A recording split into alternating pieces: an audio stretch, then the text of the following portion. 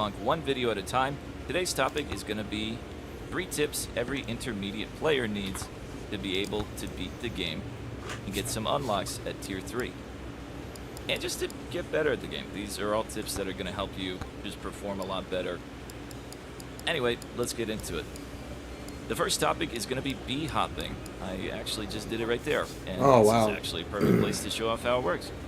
Bee hopping is when you hold crouch and then you jump, and it will conserve your momentum going forward. You see how hard I zoom until I hit that log?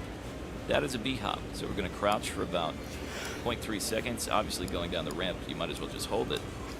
Crouch, and then you jump shortly after, maintaining that momentum. You can do this down a ramp to go lightning speed, or you can do this anywhere just to go much faster than you would be. Bee hopping does scale with speed, so if you want to zoom around the map real hard, get yourself some bee hop. Now you'll notice every character is a little bit different when it comes to bee hopping. Monkey, for example, gains so much momentum just on jump startup that you're just able to do disgusting things from the get-go that nobody else can do, including jump off walls like this for a little bit of bonus momentum. And just jumping around as Monkey just makes you so fast, it's kind of ridiculous. Anyway, this will lead us to our second tip. You are in a race against time. This game is literally a race against time. You want to be getting as strong as possible, and you want to play as greedy as possible to do that. What I mean by that is you're hitting every single shrine. If you're not able to kill enemies because you've hit too many shrines, that's fine. Just reset the run. You are trying to get so strong that you cannot skill issue your way out of the victory. To do that, I like to prioritize a few things. In the early game, you're going to be looking for XP gain, elite spawn rate, projectile count, just in the early game, luck, very importantly, and curse. You're going to be increasing the difficulty as much as possible. So luck is super important because it's going to give you better upgrades, but it's also going to give you better shrine upgrades and better items. Items in this game are disgusting. Items will carry your run if you get some good ones. If you get some bad ones, you better play good, buddy. But if you get some good ones, ooh, it's so easy. Now, an important thing I'd like to add is the idea of taking early weapon slots. Taking early second weapon, early third weapon, early fourth weapon will allow you to kill enemies so much easier, and it'll let you get away with your greedy plays.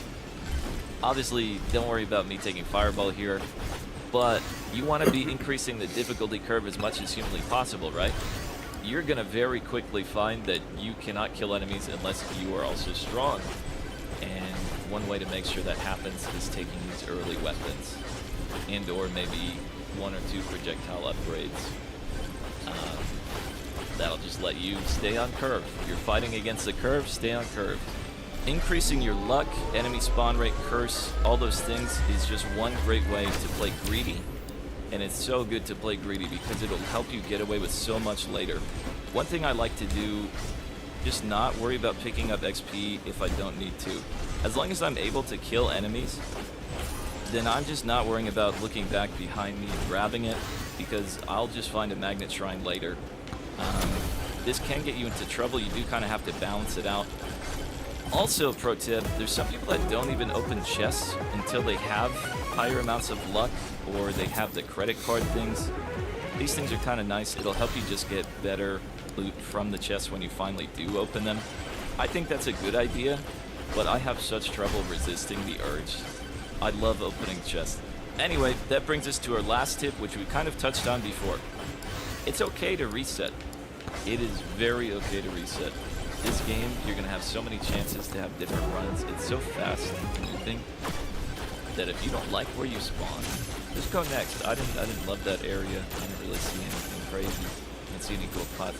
Now, don't be OCD about it, where if you don't see, a pod or something, you just quit. But like, if you've wasted your first 20 seconds just monkeying around, maybe you should go next and have a better start next time. It's so fast to reset. Now, you can actually bind quick reset in your controls, and honestly, that'll save you some time. Whether you play on controller or keyboard, find yourself some quick reset, do it up, go next. That actually would have been a nice run if we saw the curse shrine right there. Anyway, You never know what type of run you're gonna get. But don't wait too long to find out. If you did in a run, you haven't killed any enemies in 2 minutes, you're running for your dear life, maybe just go next. That's it from me. Good luck out there. I'm going to be doing a guide on how to do insanely deep runs. And I am probably going to go for a world record myself. I might get it, I might not. I did pretty good. I got in the top 1% of the game, which I know every content creator is always going to say. This game kind of has a toxic meta at the end game. Do not go looking up world record runs or your life will be ruined. Just stay away. Stay away. Trust me. Anyway, enjoy the game while you can. Good luck out there. And happy bonking.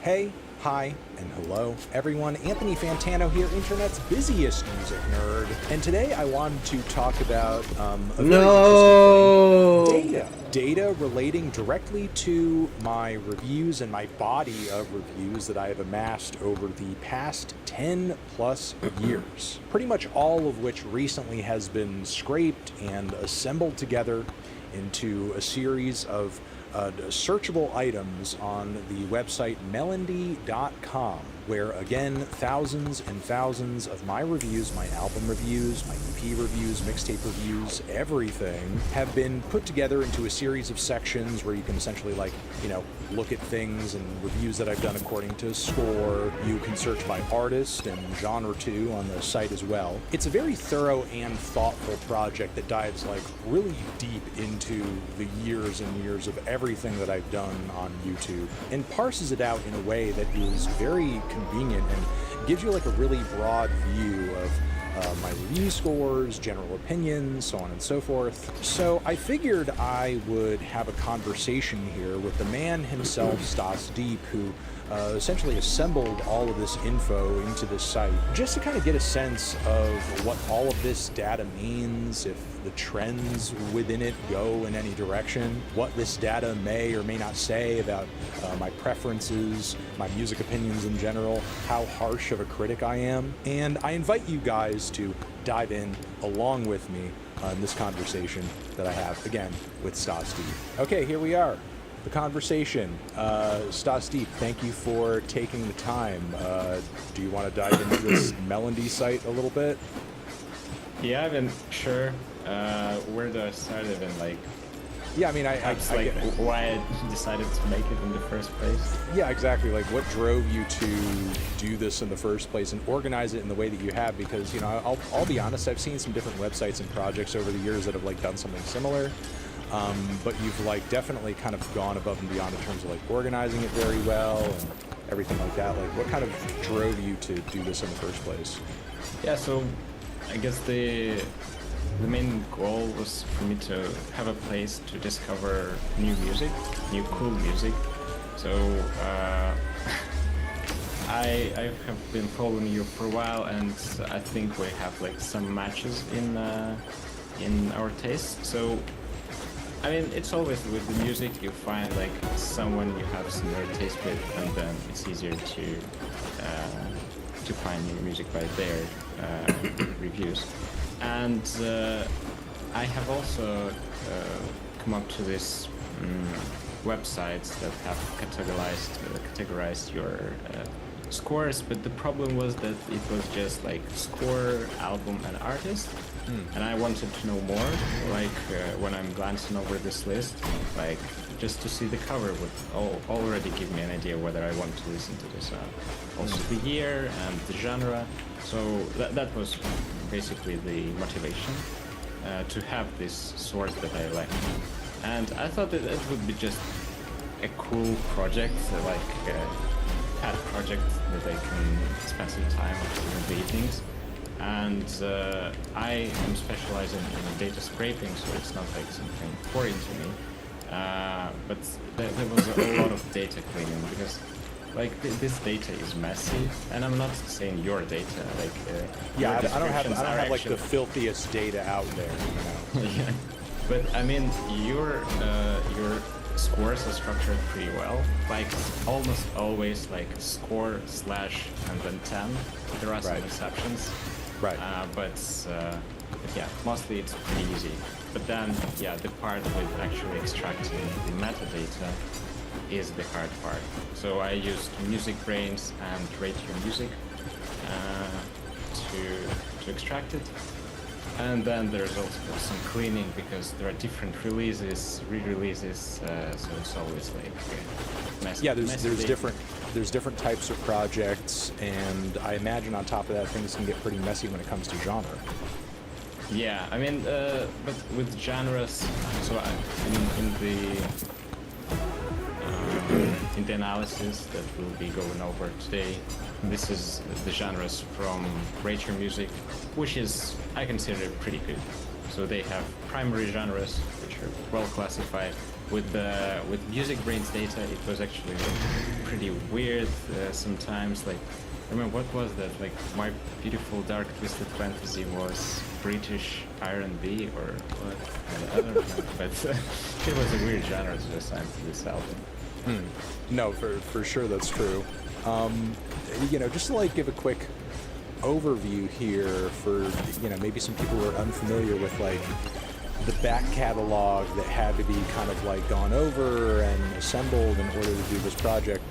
How many reviews and scores in total were sort of like amassed together in order to sort of like build this library together that people could dig through now? So I mean, it's well over 3,000, right? It's 3,333 the last time I checked. 3,333 reviews, Yeah. official reviews of projects from yours truly over the past 10 plus years. Yes. It's a lot of opinions. That's true. I'm sure there's some missing Right. and some incorrect data, but still, it's pretty close to truth. Yeah, there's going to be like breakage. A few reviews fall off the back of the truck or whatever. Or like the Kanye West Bully review you did, which turned out to be a different album review. Something like that. A troll review or two, a review where I'm asleep, something like that. It's like there's always going to be an outlier or two. Or Charlie XCX review, which is written in reverse, so it's harder for me to find this one. Still, even if we're kind of like accounting for some of the weird anomalies here and there, we're talking about like well over 3,000 reviews and scores of different types of albums and releases over and this span this of is time. actually so I excluded track reviews. So this Of course, is, yeah. albums, EPs, mixtapes, and compilations. I think that's it. Okay, and altogether, you were able to sort of like break these down on this platform, again, for everybody who's like not initiated yet, by year, by score, by genre, so people could like really dig into these like for their specific tastes or what they're specifically curious about. There is no good navigation for this kind of filtering by year. That is something that I'll maybe do, but still you can search by genres, by artist name or album name. Okay. And it is sorted by score. So what I do actually, because this is something I did for myself, so I'm using it pretty often, so I'll just go and start scrolling down until I see some maybe cover that I like that is like 7 or above scored. And I would just turn it up and listen to it. I have a pretty cool audio system, and that's how it all started, because I bought like vintage amplifier, vintage speakers, so I just want to explore new music now. Okay. I mean, I appreciate you using my catalog as a means of doing that. And, I appreciate the work that you put in here because, like, things have kind of gotten to a point where I've just put out so much material over all the years, and I do have some playlists here and there of, like, my loved albums and so on and so forth, but I do realize that, like, it's all a bit of a pain in the ass to navigate because it's just such a hulking body of work at this point, and YouTube doesn't do the best job of sort of like allowing you to go through all of this stuff in the most efficient, quick, easy fashion. So what you've done here like most definitely makes it easier to kind of like sift through for anybody who might be curious and looking to go through it in kind of a quick, efficient way and sort of like sample different things and get different points of view or whatever according to things that I've said or things that I've reviewed. So, before we dig into some of the specific data that you have accrued here, because you did actually, for everybody who's watching, just to tease, you did actually assemble like some charts and graphs of certain things, of information that has come to light as a result of assembling all these scores, all these reviews, everything. But on the surface, before we dive deeply into any of that, what are some of the first things that you noticed once you had all of the reviews by score, by year, by genre in front of you? Like, what was maybe some of the first things that popped out to you in terms of like, oh, that's an interesting trend, or that's an interesting thing that, a direction he leans in or something? Yeah, so first thing I noticed is obviously how much data there is. I didn't expect it to be so well over 1,000, but yeah, now that I see the distribution over the years, it's like 200 to 300 reviews per year, every year, which is already mind-blowing. And then, so while I was going through it, I was also surprised how many good scores there are. Like 7+ is actually like the most of the reviews. And yeah, other stuff I didn't really dig that much into until I started preparing for this call and actually started playing around, slicing and dicing the data, and that's where the most interesting trends came up. Okay, we'll go over some of that in a second, but I think it's funny just kind of the surface level observation there, because I'm sure you watching my content and being at least somewhat aware of kind of like me and the discourse generally around me, like, so to speak, that there is kind of like the reputation that I'm a super harsh, super tough critic, and I hate everything, and I'm always super negative, and I dislike everyone's favorite everything. But you're saying like the vast majority of the reviews are actually positive. Like, I have positive things to say most of the time about stuff that I'm reviewing. And maybe also one thing that I really want to do in the future, I don't know if it's a good place to talk about this, but actually transcribe all of your reviews and do some analysis over that. We have been doing some review transcriptions for the site and everything, and maybe there are some trends to be seen there. Like the point in time where I was saying rattling hi-hats a lot until everybody started like bullying me and stopping saying it. But not to sort of say like I'm somebody who likes everything, but I think that there is going to be like a bit of a bias there toward the positive overall, because I am just like one person. I do review a lot of projects a year, it is true, but like many of those are being done merely out of like me kind of voluntarily choosing to, because I passionately am interested in reviewing that thing. And while yes, every week or so I am typically reviewing some projects that I don't quite care for or I dislike, most of the time when I have to talk about, most of the time when I am talking about something I'm choosing to talk about, that I'm interested in talking about, I'm usually doing it from a place of, passion or preference, So like, maybe the scores would be kind of like maybe skewing a bit more negative in actuality if like I was in a place where maybe I was being forced to review more things that I didn't want to, or if I had to sort of like do some kind of like truly even-handed distribution of different things to review outside of just things that I'm kind of curating and choosing wholly on my own. So the first slide that you've assembled here is this Fantano scores trend, and it goes from year to year to year, from 2012 to 2015. There's, some dips here, though it is within, at least from what I can see, a pretty narrow spectrum of 6.7 to 6.0 as the average. I would say this is the least interesting one of the ones we'll be looking over today. But yeah, basically it allows to follow some of the trends. Like in 2014, you can see that the average score was dropping like throughout the year, but it's still like 0.5 points of a drop, so it looks much more dramatic than it actually is. But I don't know if you can like map it to something that was happening in your life, or the way you were. I find it kind of funny because like 2015 is maybe a year that a lot of people look back on very fondly because like that's when To Pimp a Butterfly came out, you know. So and that was obviously an album that I scored a 10. 2024 in the larger scheme of things also looks like a pretty average year, but that's like obviously when Brat came out, you know, which obviously I gave like a very, very positive review.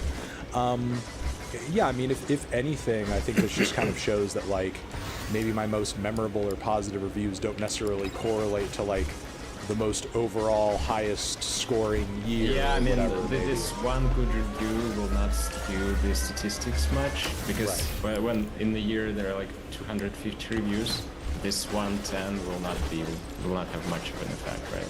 Yeah, no, absolutely. So, you know, again, just sort of like a perception that you might have upon a series of opinions or a point in time just based upon maybe a handful of projects that you really love to look back upon fondly, but it's not necessarily indicative of like an overall trend or anything like that. Yeah. But, you know, still, it is funny that over this whole course of time, without actually planning this out, it's not like I did this, you know, thinking that this was going to be the case. I was like, yeah, man, I'm gonna be such a good reviewer. I'm gonna make sure that my reviews at the end of every year always average out between 6.0 and 6.5 about, and you know, don't want to go too far in either direction. It's kind of funny that that's where it kind of like ended up without again any like forethought going into this. Again, this is not something I hoped that would happen when I did it, and yet it's kind of here. Yeah, so it's pretty uniform. So this graph is taking chunks of 150 plus 150 reviews at each point. And as you can see, with this big of a data set, it becomes pretty much flat, even though at this scale it does seem a bit jagged. Right. Okay, so let's move on to the next chart that you put together here. So you have essentially assembled here, according to score, average scores, what my most favorite genres are, what the genres are that tend to score the most positively. So what genres here are we seeing rock in the top spots? Yeah, so this is actually just the ones that have more than 15 reviews, because there are some genres that are more narrow, let's say, and you have like... I really appreciate you doing that, because, you know, it's like there could be a genre I only reviewed 3 times. Yeah, like French house would score and they're all super positive or all super negative, and it doesn't, you know, it doesn't really amount to much. And while 15 isn't like the biggest sample size, it's definitely more than like 3, you know. I like the diversity here. So it's both jazz fusion, hip hop, folk, hard rock, noise rock. So already, like, I was glad to see that. So it's not like there is something like, I was expecting conscious hip hop to be there, but it actually wasn't. It's closer to the average. I guess it's just something that has both, like, on both sides of the spectrum, this genre. But yeah, definitely jazz fusion is the best here. And I also provided some of the examples from each of the genres. No, I appreciate that too. Are you like surprised to see some of these in the top? Personally, no, not particularly. Jazz fusion, I do love some jazz fusion. Industrial hip hop, not surprised at all, considering how many releases I've reviewed in that lane, and you know, people in my audience tend to really kind of favor that style of music too. Chamber folk, maybe I'm surprised to see so high up here, but it is, you know, it does have a lot of lovely, beautiful albums in that genre. I don't disagree. Art punk, not surprised. Noise rock, I do love a lot of noise rock. Contemporary folk, avant-garde metal, yes, most definitely, especially with like the recent, you know, Imperial Triumphant record. Jazz rap, sludge metal, glitch hop. I'm not really surprised with these at all. Although UK bass, okay, that's kind of interesting to be rocking so high. But progressive soul, grindcore. No, I mean, I do mess with these genres. These are genres I do mess with. I will admit that. I fully own messing with these genres and some of the biggest artists in these genres. This is all me. This is all my taste mapped out. Nice. All right. So yeah, I guess we can go to the next one. Yeah, to the least favorite genres. So Right. these are the genres that had some of the lowest average scores. You know, still like within a 4 to a 7 range, but like, you know, there's definitely a spectrum here, a wider spectrum than, you know, the average review scores per year. So yeah, as far as least favorites, damn, slacker rock. Yeah, but ambient- you can see the red line, which is the global average. So for all the ones on top, like slacker rock and then pop, not too far from the average. It's like more interesting what's at the bottom there. So wait a second. When you say global average, what do you mean? Like according to what other It's people like are? average across all of your scores, like all 3,300. Yeah. Got it. Okay, well, I mean, you know, still, you know, it's like, I will say when it comes to a lot of, like, recent slacker rock releases, you know, I do have, you know, a lot of criticisms for some of the bands in, you know, that style and that lane who are kind of reviving that sound, but in my opinion, not doing particularly well. I'm kind of actually shocked, although I think it might have a lot to do with the fact that I do cover quite a bit of it. The post-punk revival not sort of like being in a top spot, but maybe more of a middling spot, because I do, you know, sort of like have a lot of interest in that style. Some of my biggest haters probably won't be surprised to see a shoegaze in here around the middle. I do get a lot of criticisms for my shoegaze criticisms. That is true. But yes, as you said, some of the more interesting genres do pop up toward here at the bottom, don't they? Yeah, but I was actually surprised to see alternative R&B there. Oh, okay. It's like 125 reviews. So with this big of a sample, I would expect it to be very close to the global average. But now it's actually seems like alternative R&B is least favored by you, less favored by you than like average record.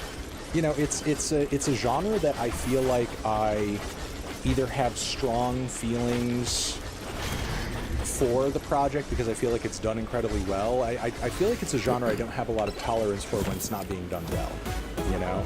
Like when it's something like SZA's SOS or an FK Twigs record, or even to a degree like the Nourished by Time album, which has some alternative R&B notes to it for sure. I'm just absolutely in love with it, head over heels for it. It's like really doing something for me. But when the vocals aren't good and the production is like really suffering and there's like something just so severely subpar about it, it's something that like I really just cannot absolutely stand. So that might have a lot to do with kind of like the sort of slant there. But go on. What were you gonna say? But actually, like alternative rock and alternative metal are also close by. Yeah. Alternative rock and alternative metal are close by. That is true. Also pop rock, cloud rap, pop in general. I mean, pop as well, I feel like I have, you know, again, low tolerance for when I don't feel like it's being done well. And I do feel like, you know, with these being such general and massive genres inhabited by artists who are chart-topping, platinum selling, so on and so forth, I feel like a lot of these records do tend to be kind of like influenced by tacky music trends or, you know, just like very bad album cycle, you know, kind of like cliches and so on and so forth. But yeah, toward the bottom, I'm not really surprised to see emo rap. There's not too many emo rap records I feel like I've had a lot of positive things to say about that I've covered. I mean, certainly some artists that I think are more respectable than others, and definitely some standouts in the genre that I've had some positive things to say about, and some artists who borrow from that style and incorporate it into other things. But like, as far as like some of the biggest and most popular pure emo rap releases that I can think of, I've probably disliked the vast majority of them. So the 4.3 average does not really shocked me, honestly. Kind of go into this next one because this is interesting. You assembled a chart according to most favorite themes. Yeah, so I guess I need to explain what this means. So if you've seen Rate Your Music album views, they have these descriptors with Right. different adjectives, and not even adjectives, nouns as well, describing in some way. My favorite theme is my top 5 themes. And some of these are according to records that, you know, were not even maybe the most positively reviewed, like James Ferraro's Skid Row, but still. We have, based off of 18 reviews, poverty. We have childhood, socialisms, self-love, and marital? What, Or like Marshall. martial, which means what? I don't know. I guess something with war. I don't know. Yeah, maybe. And then afterlife, you know, dying, all that history, feminism. A big fan of feminism over here, obviously. So. And the example here is Nirvana. Nevermind. Yes, and the example is Nirvana, Nevermind. Also, stream of consciousness, car seat headrests, twin fantasy, and also music about music. Which I feel like is always a good direction to go in. If you can make some good music about music, that's not a bad direction to move. Yeah, I mean, I guess I can't really deny that I feel like these are themes I feel like either speak to me personally or I find compelling because they at least reflect the world that we're living in, like a broader sense, you know? Or they, you know, again, speak to something like personal or universal, like either childhood or, you know, mortality, and so on and so forth. I mean, you know, these can be pretty impactful themes when done correctly, you know, Right. when approached passionately. So it's very interesting to sort of see things broken down in this way. All right, let's look at least favorite themes because you did least favorite themes as well. Yeah. I'm very interested to hear, like, topically what the hell I don't want to listen to. Okay, we have, at the top of least favorite themes, we have romantic, we have But that's space. very, very close to average, so I would say Yeah, it's very close to negligible average. difference. Yeah. Also space. I'm just sick of hearing about space, or when I hear about space, I'm like, yeah, it's all right. It's space. Space. You know, when I think about space as a concept, space is actually pretty exciting. So I don't know. It's I'm kind of curious about the space thing. Also, male vocalist, love, romantic, kind of mixing together there. But like toward the bottom, we have fashion, hedonistic, apathetic, lethargic drugs. You know, out of all of these things, there are some of them where I really feel like it kind of depends on who's talking about it and how they're talking about it. Yeah. Like, you know, the Clips album, for example, like has tons of cocaine references, you know, which like obviously didn't stop me from loving it and enjoying it. But, you know, I mean, if a record has lethargy as a theme, or I don't know, embodies it in some way, I think I can generally agree. I don't really like, and I don't sort of like believe something like ambient music to necessarily be a reflection of this, but like, you know, I generally don't care for music that I find to kind of embody being lethargic or apathetic or maybe kind of like disengaged or whatever, because I feel like personally when I listen to music, I listen to it to engage, you know, Right. in something, and not just with music, but just like, you know, if I sense that a piece of art in general is kind of like just existing merely to not really communicate much or relay much to, you know, whoever's consuming it, it just kind of, you know, encourages me to sort of be less interested in it, generally speaking. So, okay. And also fashion, ouch. You know, again, I feel like it's something that it sort of depends on who's talking about it and what they're saying about it. Yeah, I mean, the Clips album as well is an example of a record that has fashion references all over it, you know? So, I mean, I guess it really kind of depends about how it's being approached, you know? But Right, and each yeah. of these albums actually has like up to, I would say, 30 different descriptors or themes. So it's not like it's the like one single everyone. thing. Yeah. Right, exactly. Okay, so what's this next chart that you have assembled here? So what I really was wondering is how your scores compare to Rate Your Music scores. And so what I needed first is to collect all the data, so I did that, and then I charted like the accumulated scores. I don't know if this charts make sense, but they basically start from the lowest scores and then go up, and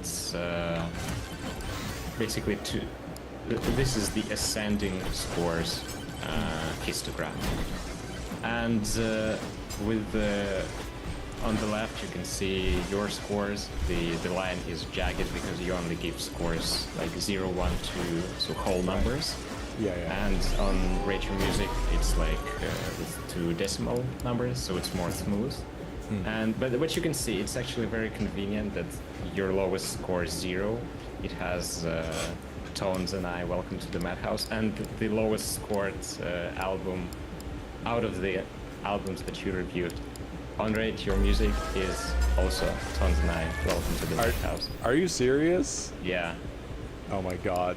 So this is 0.81, so this is pretty much the same as 0 in your system. Right. Yeah, And, both of our extremes. Yeah, and same for the 10. Kendrick Lamar to be a butterfly, the highest score on Rate Your Music. So we would say that 4.38 is the same as 10. So this is basically to compare apples to apples, so that we use, when comparing your scores with Rate Your Music, so we compare the same numbers. I think we're just, this is just proof that they're copying me. That's really all it is. They're copying me. Because, Two Bit Butterfly didn't always have that score, Right. And it wasn't always like the #1 album on the site. True. Yeah. Like it took a while to kind of get to that point for people to like gradually and progressively adopt it. But do you think that there is your role as well in it? No, I think I'm sort of like being facetious to a degree there. Like undoubtedly with millions of people watching. I understand that you're joking around, but I'm serious. Like, because I think that you indeed influence a lot of people's opinions. So there might be some of your. No, I don't disagree, but I would also say, like, to a degree for sure, it's like, it's symbiotic as well, because I do sort of do what I can to follow generally what different music communities, be it like on the Fantano Forever subreddit or Rate Your Music or certain reviewers that I'm a fan of, if they're really like championing something and excited about something, not just based merely on the score, but like if something's kind of like rising to the top in a cream sort of way, as it were, getting a lot of buzz, getting a lot of attention. Obviously there's a lot of stuff that trends in the underground that I don't like at all, and that I don't care for and that I don't review positively or just don't really talk about in general. But there are a lot of records that tend to do well on Rate Your Music that I end up checking out because people are like saying, hey, did you hear about this?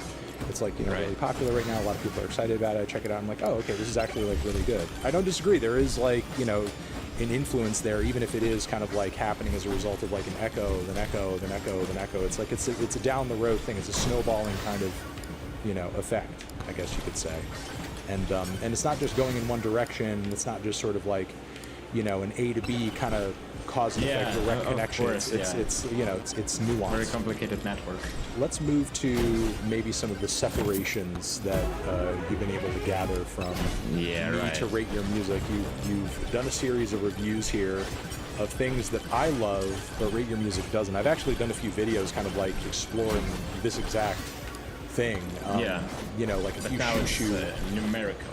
Oh yeah. No, now it's numerical. I'll say just for reference, anybody who hasn't seen those videos, I've done ones, for example, where I'm talking about there are certain shoo albums, in my opinion, that I feel haven't gotten quite the fair shake on the platform that they should in comparison with some other releases. And you've really dug into the back catalog here to find. I really enjoyed that Sea Power, that British Sea Power album, Theophilus London, Lover's Holiday, Dope Body, Giggins, who recently did a review for the new Sparks album. I was very favorable toward that Oliver Tree debut. I do think there were a lot of fun tracks on that. And I did enjoy that Legends Never Die Juice WRLD record, too, even though I know that Breaking Music wasn't quite as hot on it, honestly. Yeah, they did not like that Tizo Touchdown album at all, which I found was kind of sad because there were so many fun songs on that album. Didn't really dig the Wolves in Infernum ambient record, which I thought was very fun. Marshall Mathers LP2, I think is like one of Eminem's best projects in years. But c'est la vie, I guess. I really feel like they needed to give that HMLTD project more of a shot there. Yachty, Sexy Red, and Hobo Johnson. I'm actually not surprised about the Hobo Johnson at all. All right, there you have it. There was our conversation. Again, melendy.com, linked in the D box down below. Again, appreciate you guys watching. Over here next to my head is another video you can check out. Hit that up or the link to subscribe to the channel. Anthony Fantano scores data forever. I was once in, where was I? He was in concentration.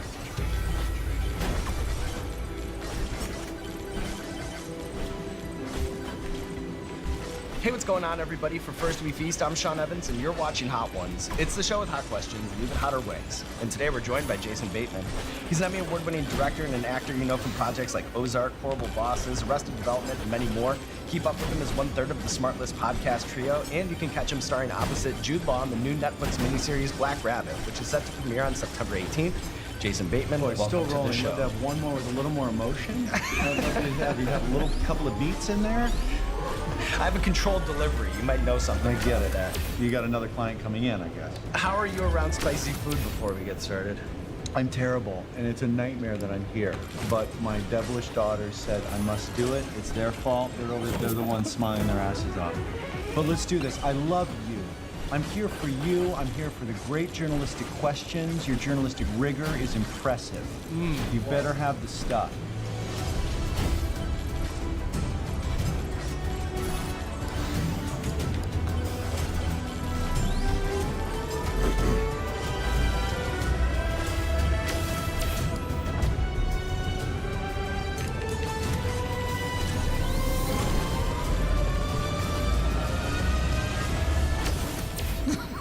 I'm not doing all of any of these. Yeah, I'm that's doing all right. one bite each.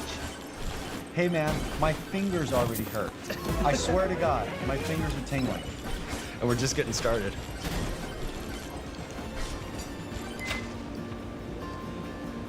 Right, already I would flag the waiter over and say, can I have one with less spice? Or I think I asked for low spice.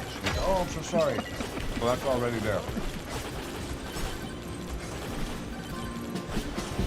I've seen this where people go, oh, that's not so bad. Already bad. So, in Black Rabbit, your character Vince is kind of an agent of chaos, disheveled in his appearance, brings an element of criminality to this story. How does playing the chaotic brother dynamic differ from the kind of stable, steady hand characters that you often portray? Like, was it fun for you to be driving the conflict this time around? Yes. Well, first of all, it's fun to play us. It's fun to play, like, the guy all the garbage usually goes through, whether it be comedy or drama. But in this one, I'm the one slinging the garbage, and that's great. Jude is very nice, too. We had a conversation about which part do you want to play, and we both agreed that people are going to be expecting me to play, you know, the boring guy. And so I said, well, maybe I'd like to play the guy with problems, the guy that makes bad decisions. So I'm very happy with it. It was really fun. Now, I wonder if the little wings are more painful than the legs. Only one way to find out. That's right. Here we go. What about you, you robot? None of this hurts you, right? Your stomach is just, did you have it out?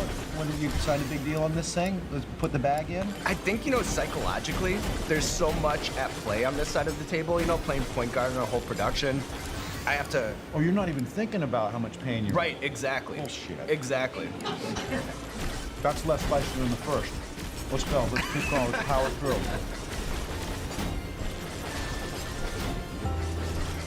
Are there any physical tricks or techniques to staying grounded during the scene? Mostly I'll just, if I'm trying not to laugh, I'll look at the actor who is kind of making me laugh, and I'll start thinking in my head, you're ruining the movie. Like, this is a disaster. This performance is outrageous. And I'll start to seethe inside about what a terrible actor. This is a psychological trick. Yeah.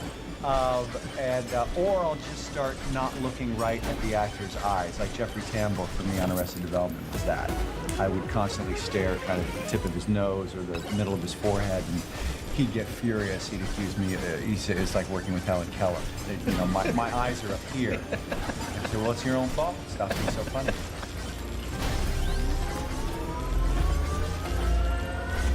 Oh, this one's got your little logo on it. We can pick this. Are you going to flash the website at the bottom of the screen right now? We're not selling your product. Yeah, I'm not asking you to. I'm not asking you to. If you don't like the sauce, you can tell us, you know? It's beautiful sauce. It's like a pickled garlic. Yeah, as labeled.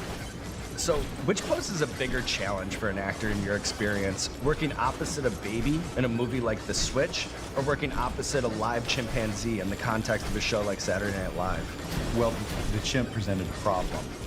You know, at the good nights, you know, at the end of the episode, you know, everyone comes out on stage, hey, thank you, Lauren, and blah, blah, blah, had a great time, and you wave, and the credits roll. Everyone hugs and shakes hands. The chimp was on the stage too, and I squatted down to like give him a little kissy on the face, and he snapped at me, and his teeth, I felt his teeth close right on the tip of my nose. He just missed biting off my entire nose. True story. It's on camera. Now, you know, they do that.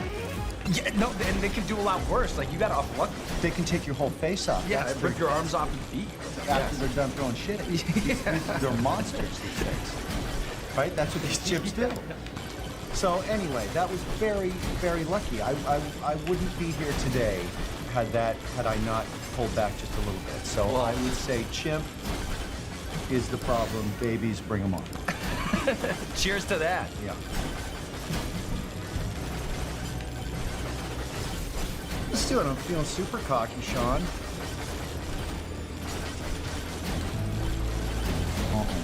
No. I've touched the face. That's going to be a problem. It's like that chimp snap, you know? Like, I think it was almost a problem. But so far, I'm okay. I almost took a second bite. I saw that. The instinct right there almost came God, I'm in. feeling really cocky right now. This is great. I want your phone number after this. We'll revisit this. Okay. What do you make more generally of the endless ink spilled about the decline of late night and the rise of the podcast? Like, do you think that those two genres share the same space culturally? I was just talking about this morning, Sean. Yes, it seems like, if CBS is to be believed, that the economics of late night is not sustainable with the limited ratings it's getting in comparison with news. If that's the case, then maybe late night is not going to be around that long. I sure hope it's not, because I love it, you love it, we all love it, and we've got incredible hosts right now doing it. I think there's room for all of it, including great shows like this. So I'm happy that there's space for folks like you and folks like me to do our little chat and giggle stuff. All right, Jason. My lips are burning pretty good right now, But but there's more. on the upside, We're halfay through. That's exactly what I was This gonna will say. be halfway through. that's what I was going to say. This is Neil's real deal, America. It's chimichangas, habanero hot sauce, soy picante. All right. By the way, you guys should be eating what I don't eat here because it's your fault.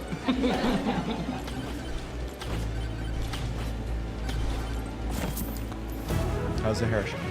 Actually stunning. I wish. Like, I look at you with such jealousy across the table right now. Because if I get real sweaty, then the lace is going to start to come up. And the whole thing will just come off, and then we'll be twins. Okay? So let's pump it on the spice. Fact or fiction? When you were on Little House on the Prairie, the older kids in the cast played an April Fool's joke on you by telling you that your character had died. Untrue. What they did do is they pinned me down on the ground straddled me with knees on my shoulders and gave me noogies or whatever they call it on my chest. There was a hazing ritual Yeah, at they a knocked little on house my on the chest prairie. like I was the front door, and then I went to the makeup artist and said, put a big black and blue mark all over my chest. And then I went to their parents and I said, look what your kids did to me. That was good. I got them in trouble. So, There you go. You got the last I laugh. got skills.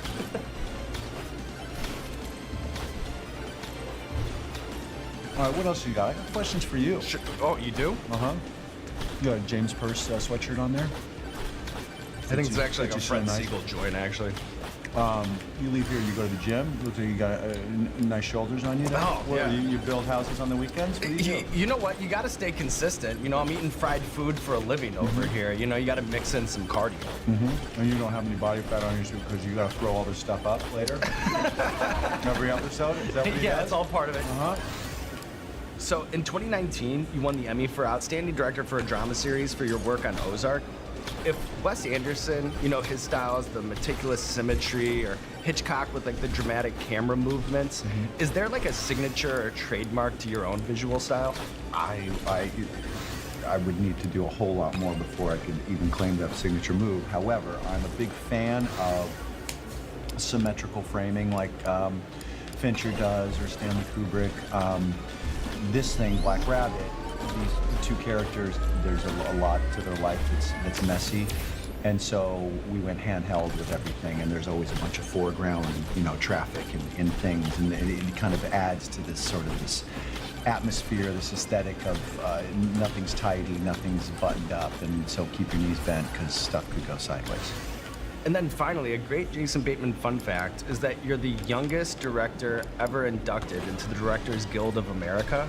What, if anything, do you remember about taking the reins of the Hogan family as a teenager? And did the older cast members take you seriously, or was it like that movie Little Big League where you had to win them over? That's a great record. Yeah, it was kind of fun to get I got the phone call on the set like in the middle of the week while I was rehearsing with these adult actors, and they were very nice to me. This was year 3 or 4.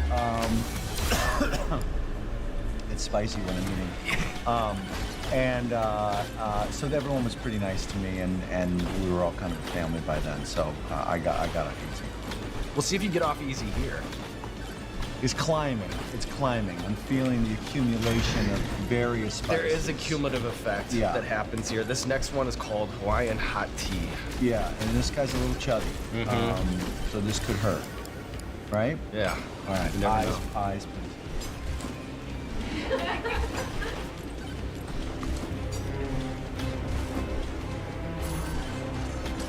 Well, that's a grower.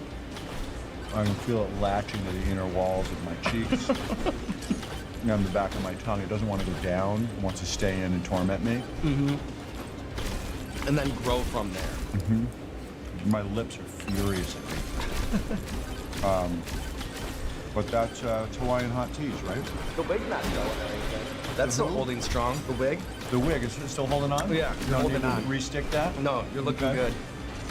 This little goat has got flames coming out of his mouth. I understand you, ghost. Here we go. That's why we're one away from the bomb. That's coming. Now I'm getting pissed off. I know.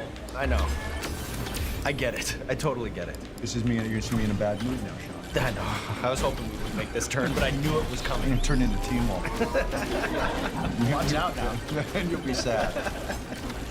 Is there a most powerful factor you've observed in how to get a project from script to screen? Like, what's the most valuable lesson in how to package a project for a green light? Well, it's helpful to get like No! you get on this show. Really impressive guest list on this show. Congratulations. Today especially. Yeah, no, today you're taking a dip. Yeah, obviously, you get somebody in there who, you know, the foreign markets, they really like that actor, and so they give you a bunch of money. You know, when you're done selling it in America, we'll buy it over here, and that contributes to the budget, so that's really helpful. Genre is really helpful too. Everybody loves seeing a heist or, you know, anything with a wedding in it is always big. Universal. Exactly.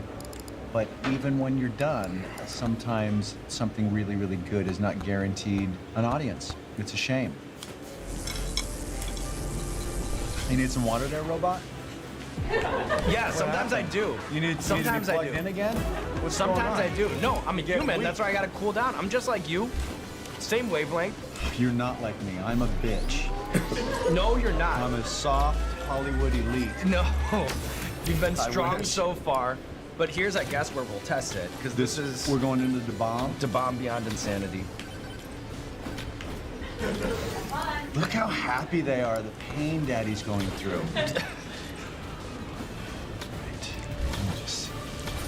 So you gotta, yeah, you're popping the hood. Yeah, I don't want to. I don't Wow. want any bones. I want to get in there. I want to experience the bomb. Here we come. You get a nice big piece of flesh that's got the spice, a little bit of meat on the inside. Oh, huge. There's a big drip of sweat going down the front of my chest right now, and I haven't even gone into the bomb yet.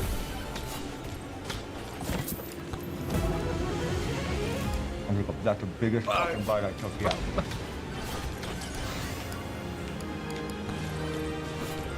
There's this feeling like I'm a dude in a bar eating spicy hot wings. It's not something I do. Yeah, not the Hollywood elite, right? That's right. No, I'm handling Every it. man, yeah. Look at you, Jason. I am drinking almond milk, but don't tell the camera. It looks like regular milk, doesn't it? The bomb is doable. Wow. Ooh, it's tough to swallow, Yeah, right. but it's easy to chew. Finishing the play. Yeah. That's nice. Have you ever eaten anything like that? Yeah, I was once. Oh, mama, here it comes. I was once in. Where was I? I was in concentration. I was once in Costa Rica. I went through like a street fair at night with my friends. I'd been overserved at the time, Sean, and I had one of those little like tuna things or whatever, you know, and I had bit into a pepper that was a rogue pepper. I think they were meant to chop it up and put in pieces of it. The full one slipped in there. I ate this thing. It was so spicy. I had to lay down my throat. I thought it was. I couldn't breathe. I've been there, yeah. Besides 42, because obviously that I did movie not. has been made, is there a moment from Dodgers baseball history that you think best lends itself to like a screen adaptation? Like, what is the Dodgers movie or biopic you want to see? You ever heard these profanity-laced rants that Tommy Lasorda used to do? I love that YouTube rabbit hole, Oh, like watching right? Tommy Lasorda like tee off on Sparky Anderson's umpires. got Yeah. a bunch. And, Tons. yeah. Oh man, we can't talk if you're doing this. I'd love to have somebody do the Tommy Lasorda movie and deal with the profanity that was famous in his life, whether, you know, it's problems at home, family, like, Tommy, what are you doing? I feel like that would be a fun way into the games and out of the games and into the clubhouse and into the press room. And for casting, who'd be a great Tommy Lasorda? I think Brian Cox would crush it. Right? Yeah, I That'd be think you pretty nailed good. that. Yeah. Yeah. You barreled that one. Do you have a lasting memory or a crowning athletic achievement from the LA Dodgers Hollywood Stars Celebrity Game? I saw that you played at least in 1990. Yeah, I as a matter of fact, I feel like you're teeing me up for this. Thank you. I hit an inside the park home run there at Dodger Stadium. Come on! I roped a meatball that Tony Danza threw to me. I mean no pun there. He threw me something really easy to hit. I drove it to right center field past the sprinting Lou Ferrigno, who, What a scene, yeah. he's got some real big thighs on him. He knows how to do the squats. And so he couldn't really get to the ball in time, and it made it to the wall, and I got around the bases, and there was a throw at home, and I slid under the tag, and inside the park home run at Dodger Stadium. It's pretty good. And it was back when we played baseball. Now it's softball out there. Big bite at the bomb, right? Puts you on your heels a little bit at first. But then you build me up again with the baseball questions. Yeah, right. This guy. These are not the drones you're looking for. This, Yeah. this is you're like your 300th some episode. You're a genius. All right. You're trying to use me into funk Funk and pop. yellow. Yeah. All right, let's go. I don't think I'm gonna take as big a bite on this. That was dumb on Da Bomb, but I think I did enjoy it. Let's get in here to the side. Come here. Uh-oh, that's way too big. Come here.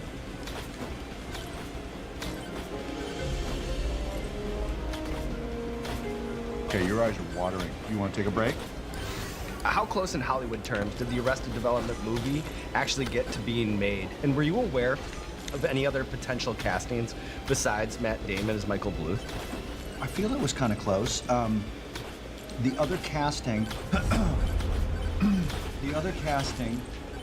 funkin' hot, man. Yeah. Would have been Dr. Phil for George Sr., right? For can see Jeffrey it. Tambor. Will Ferrell, I think, was talking to Arnett about playing Job. Jonah Hill was gonna maybe do Michael Cera's part because I think they were hanging out from Superbad. But it was cruising. There was it would have been because it was gonna be the movie inside the movie. Like they were gonna be on set and we would like show up on set and watch like Michael Bluth's excited that Matt Damon's playing and I'd probably like give him too many notes. But I think that would have been fun. That would have been good. Let's do it. Let's finish strong. Let's do it. Does the game know what I'm doing? Putting on extra?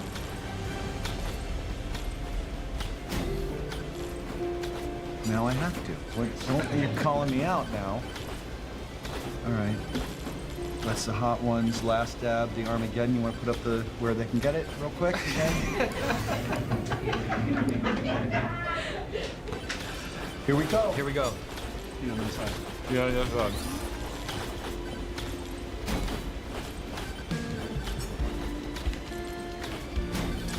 Nothing.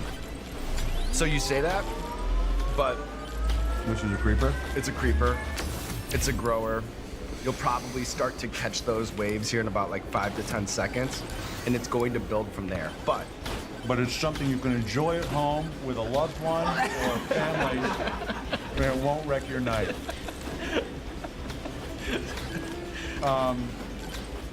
This has been fantastic, and you've made me feel good about me, my manhood, and my tolerance.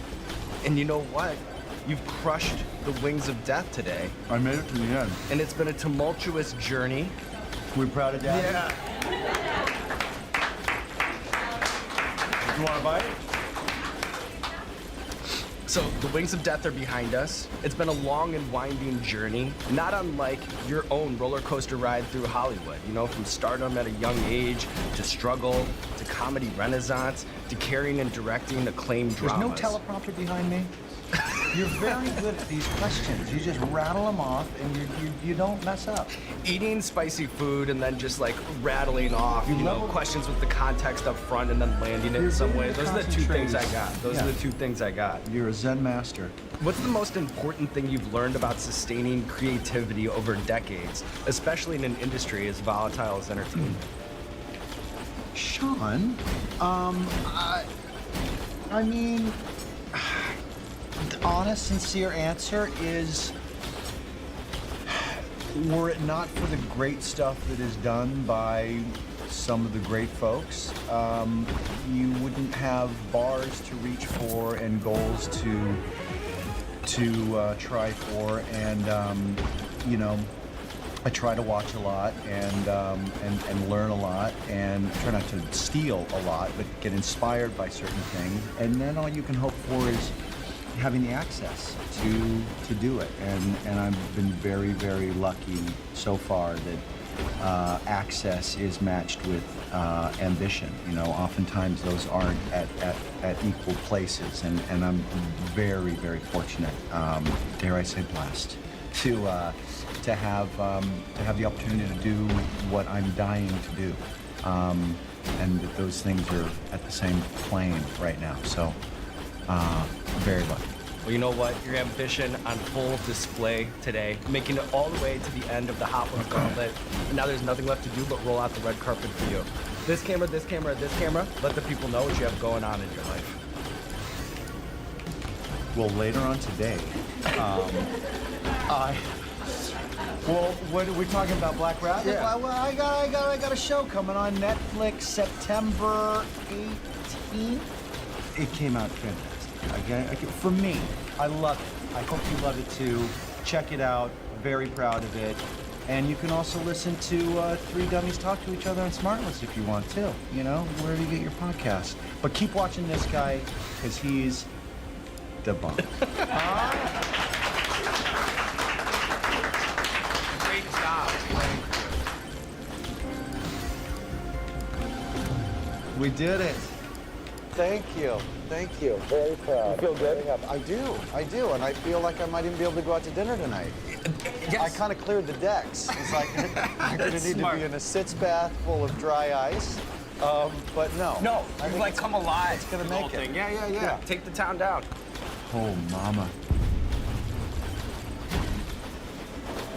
Hot Ones fans, here it is, your season 28 lineup, including the final of our 3 hot sauces that we dropped to celebrate the 10-year anniversary, The Last Dab Thermageddon. To get your hands on Thermageddon and the rest of the characters that make up our season 28 cast, visit hotones.com. That's hotones.com. Hotones.com will deliver it straight to your door in this box. Very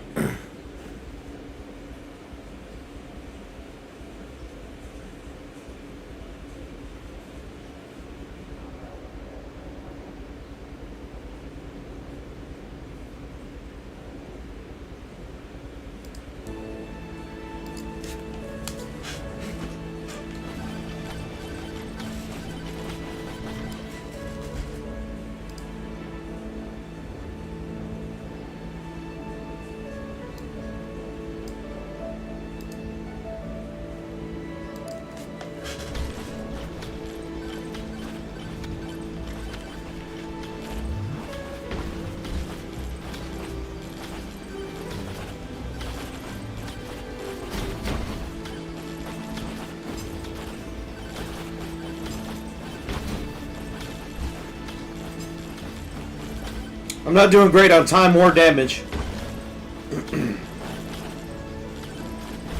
Oh, there's the boss down there.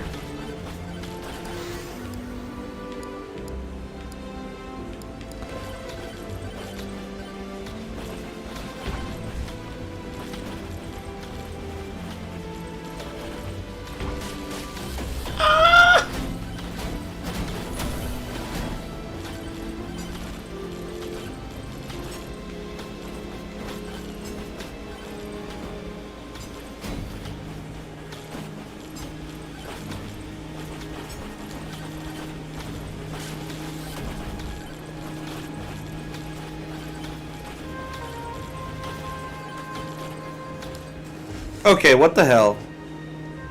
This is not live. First of all.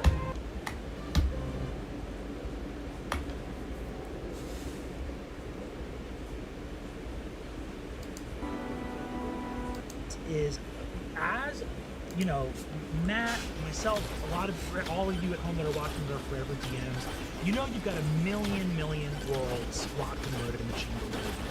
But one of the things that's really exciting about a new project when you feel like you just want to play with friends is you can allow the logistical parameters of a new adventure, a new game, a new story to kind of help dictate some of the creative. I actually find the logistical parameters really helpful because otherwise you're looking at a blank page, which is terrifying.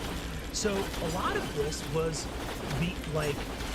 what were the things that like Matt and Travis and Marisha were talking about as I was originally pitching this idea was essentially things that gaming groups have dealt with since time immemorial. Creators that are incredibly busy. It's pretty awesome that the creators of Critical Role get to be busy with more Critical Role. No! That's pretty cool. Very grateful. Very tired. Very grateful. Very grateful, very tired. That's the hashtag. Put it on the headstone. But the very grateful, very tired, very busy.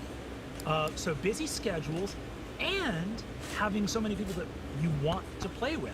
We saw today, for those that missed the announcement, Robbie Damon, Iron Chris Carrazzo, Howard, more, all these amazing people coming and joining the game. So like, it didn't take looking that far. Anytime you look for a production solution, you actually kind of look at gaming solutions. What have gaming groups done? It's not like gaming groups in history haven't gotten busy before. or had, tons of friends that wanted to play more than he fit at a single table. So West Marches was the solution from within the hobby for exactly the parameters that existed for Campaign 4. And it was kind of, I think, an extremely straightforward answer to how to tell a good story, how to keep everybody playing their favorite game together, and how to do that in a way that satisfied all of these larger umbrella of how do we support the animated shows, how do we support Daring Compress, how do we support our long-running game. All of that got answered by West Marches because that's how the hobby has already been answering this question. And then that's what I repitched was West Marches, I think, for those reasons. And also, it's like, that's already the structure, I think, of a lot of our favorite fantasy stories. Like, I don't think I'm talking out of school when I say I love all of the original trilogy of the Lord of the Rings movies. Two Towers fucking slaps, man. It's really good. Helm's Deep, the Ents, Emyn Weir, Cirith Ungol, like, it's just so good. Or Osgiliath, right? Like, within all of that, I think that there's a lot of really awesome archetypal fantasy that deals with a group of heroic characters spreading out across a wide world, tackling the same problem from multiple different vantage points. And it's a really interesting way to dive into this brand new world together. I couldn't be more excited to bring you into the West Marches. It's pretty cool, y'all. I played a few games long ago in West Marches, and this being an opportunity to bring that kind of, I don't say disparate, group narrative, but being able to hop across those perspectives and see how they intertwine, and the opportunity to have separate experiences before the opportunity to cross paths again and see how they've changed in that interim, for better or for worse, and how that changes dynamics, possibly even cross-pollinating, and there's a lot of cool things that we've discussed in fleshing this out that made it a very exciting new format, with the conceit that I've been running a table of 7+ players for a very long time, and that's already all too many players. Combat it is tough. It's coming up with a challenge rating for 4 high level characters. 7? Woo! Woo! Yeah, I'm with you. I'll also say too, experience in West Marches as well. I have a ton of experience in West Marches. For many years as a kid, when I was truly learning to be a dungeon master, age 12 to 17, I was running 2 games a week in the same shared universe, with a different table on Saturday and a different table on Sunday, playing all day Saturday and all day Sunday, years and years and years.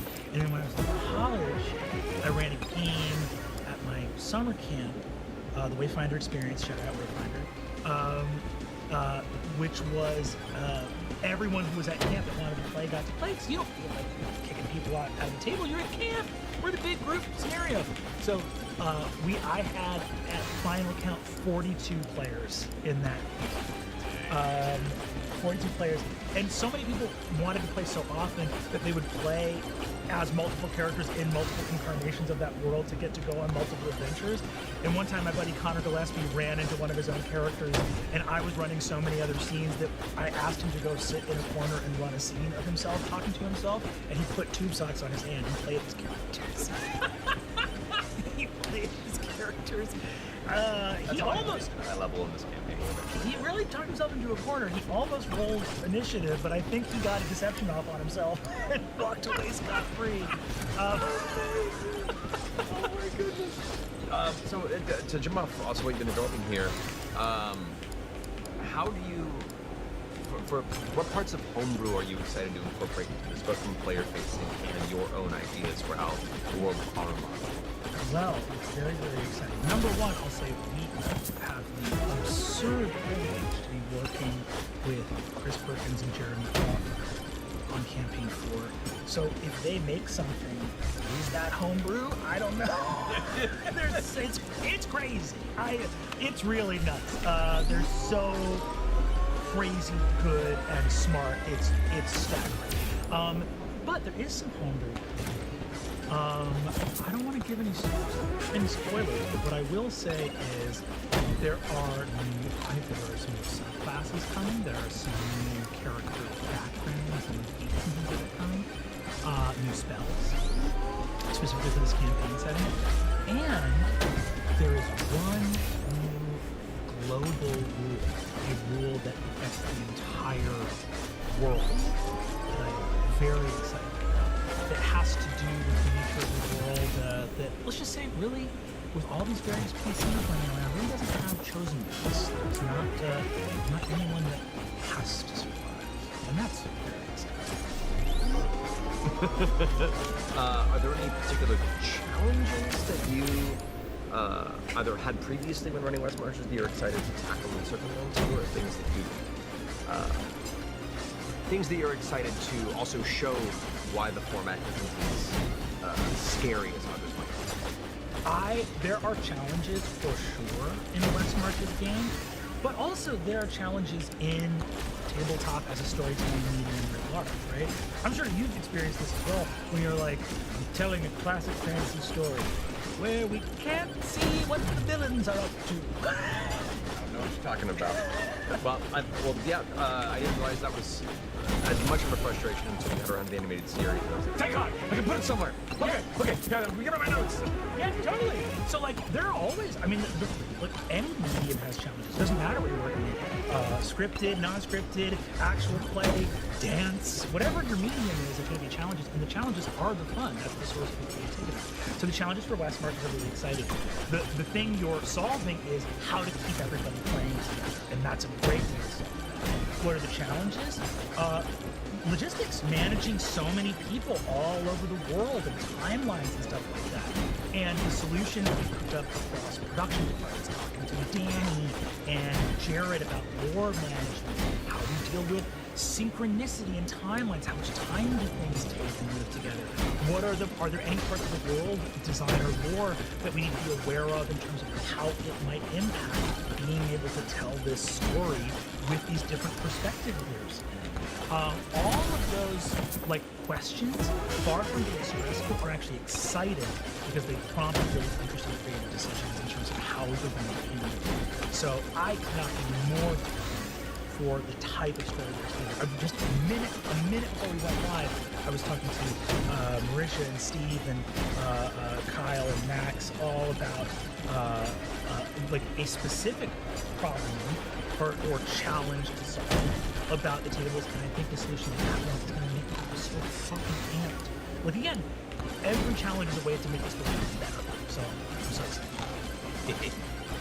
And one more question that definitely has come up as far as us when we were developing this and confirming it. What was the main reasoning for going to D&D 2024? Oh, moving up to 2024. Yeah. I think that there was a long conversation about specifically that one, and I think we were advised very well and logically by Jeremy and Chris, which basically came down to player comfort and tool sets. And I think that is the main thing, that we have a ton of different players at the table, all of whom are playing brand new characters, a lot of storytelling to happen, and I think that they made a number of points on our road that essentially laid out the path that was available with this rule set specifically in terms of what was something that players wanted to success. And I think that we had a pretty much it was a great conversation. We both been so steep in the original fifth edition for so long. It was almost like a reticence to step away from something that we were so familiar with. Or even just simple clarifying of how much of 2014's backwards compatible with 2024. Where you're like, oh, I don't want to lose all my favorite subclasses or look at all these character options. As a guy who, but for actually play, would probably still be playing 3.5, which was so splat booked by the end of it that it was the character. I think I ran a high level 3.5 combat that it took 6 hours to resolve one number count on an initiative tracker. Jesus Christ. I say it like it was a problem, but I loved it. Well, here, we'll start getting some more community questions here. We'll chat with you guys about this. Jeannie asks, Exandria started as a small town by a swamp before growing into what we see today. Where did our start? The death of the cause of Variety. Variety. It's a really, well, I think that's a really awesome thing is you, like, looking at origins of Exandria, which I got into with you doing my origins and thinking about Craggy as the beginning of the stream, still then as the beginning of the home, and this sort of outward, this like inward out modality of the world that got to grow and flourish very much like this organic, awesome thing that got to be cultivated over time. One of the things with Armon that right away was I was sort of like, this is the 10th, this will be starting the 10th anniversary year of the world, and we will hit the treadmill while it is running at top speed. In terms of the production, the level, like you go see that new set, the idea of me coming in and being like, oh, it's a new set, this is the most beautiful thing I've ever seen. It's a dungeon that just has kobolds. Like, so I felt like I needed to come with something a little bit more than that. I think that a lot of Armon started with like wanting to be in conversation with Exandria, and like Exandria's story very much continues. Like you guys will be revisiting Exandria forever. There's a million stories left to tell in Exandria, but in terms of taking having a departure in campaign 4 to visiting the world, there is essentially like the story of the 3 main campaigns in Exandria. Even for myself, I'm just thinking about it, I'm feeling like I got to do a little campaign with Calamity, Downfall, and Convergence. It felt like, I don't know, there's a certain degree when something is so, I feel like you put finishing touches on something and you go, oh, that's really perfect. I know I've got to come back to the sandcastle. There is more to do here. But damn, it's really cool right now. Can you just admire this for a second? You know, even for my little mini campaigns, I was really reticent, especially at the Liam in that scene. I was like, that's good. One day I'll, fuck it. If there's a Schism series out there somewhere in Exandria, yes, I'm down. I want to do it, but I'd like some time to let that just be a finished product. But I think that Ahriman started as something that was an ode to you, to Exandria, an ode to epic high fantasy world building. I said I wanted Ahriman I said, tell me how campaign 3 is looking as it's wrapping up, because I want Ahriman to start as a reflection or a mirror of a different choice made with humanity. And then honestly, a lot of Ahriman's very first things that Ahriman with me was the idea of, I don't want to spoil anything, like, about, specifically, I thought a lot about Tolkien and Earth, about, specifically a vision of a proud, orcish revolution.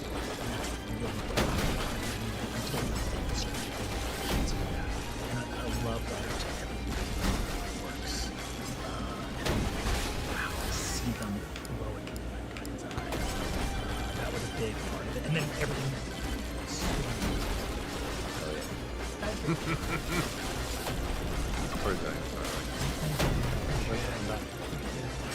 this comes from Nathaniel Unadair.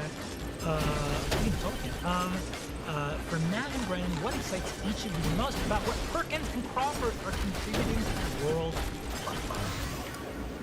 Well, I mean, beyond just having their guidance overall within Darrington and all the cool things you have in the future there, when it came to this, collaborating with all the players as we were building our characters and where they sat in the world and moving to 2024, if anything didn't quite suit the creative concepts of what we wanted to do with these characters to be able to just ask them. Yeah. Just go like, hey, I want to do this. Can I do this? And they'll go, shoot me an email. And then they shoot you one back and go, made it.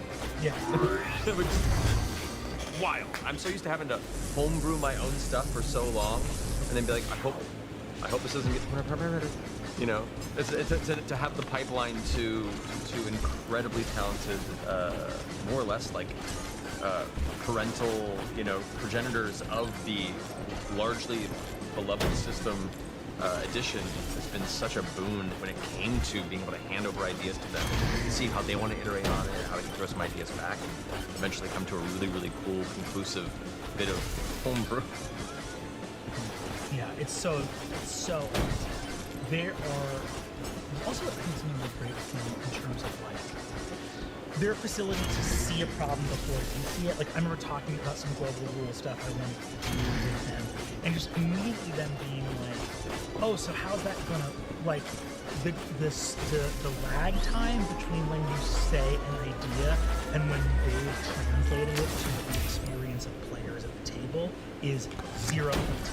It is an instantaneous.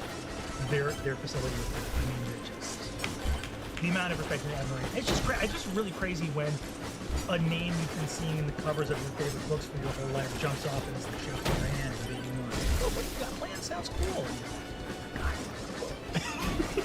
God, books. It's very unique. We have this next question here from the Scoundrel. Asks, Bernard described Armand's similarities to Exandria and its complex relationships between mortals and gods. What about this theme inspired you to continue exploring it in a brand new setting? I touched on it a little bit a moment ago, I think. But what is it that primarily was the key to taking that thread and kind of building around it? I think what would be really fascinating for folks in this setting, like what prompted me back then? Well, it actually, so it ties back a little bit into the thing I was thinking about. It was ideas that we explored, that you and I talked about a lot in leading up to doing that 3-episode series. And it also had a lot to do with, I think, like when I was thinking about you have this idea of the orcs and their relationship to like a Sauron figure in Middle Earth. And the thing I always felt when I look back at that myself is you go like, well, the orcs are Sauron's greatest victims.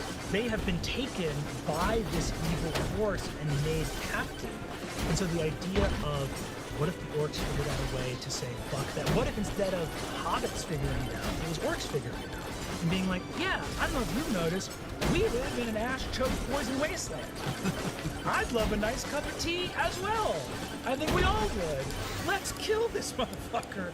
And seeing that relationship play out, brings that level of, like, if you allow a god of darkness and war and conquest and suffering, how can that be allowed?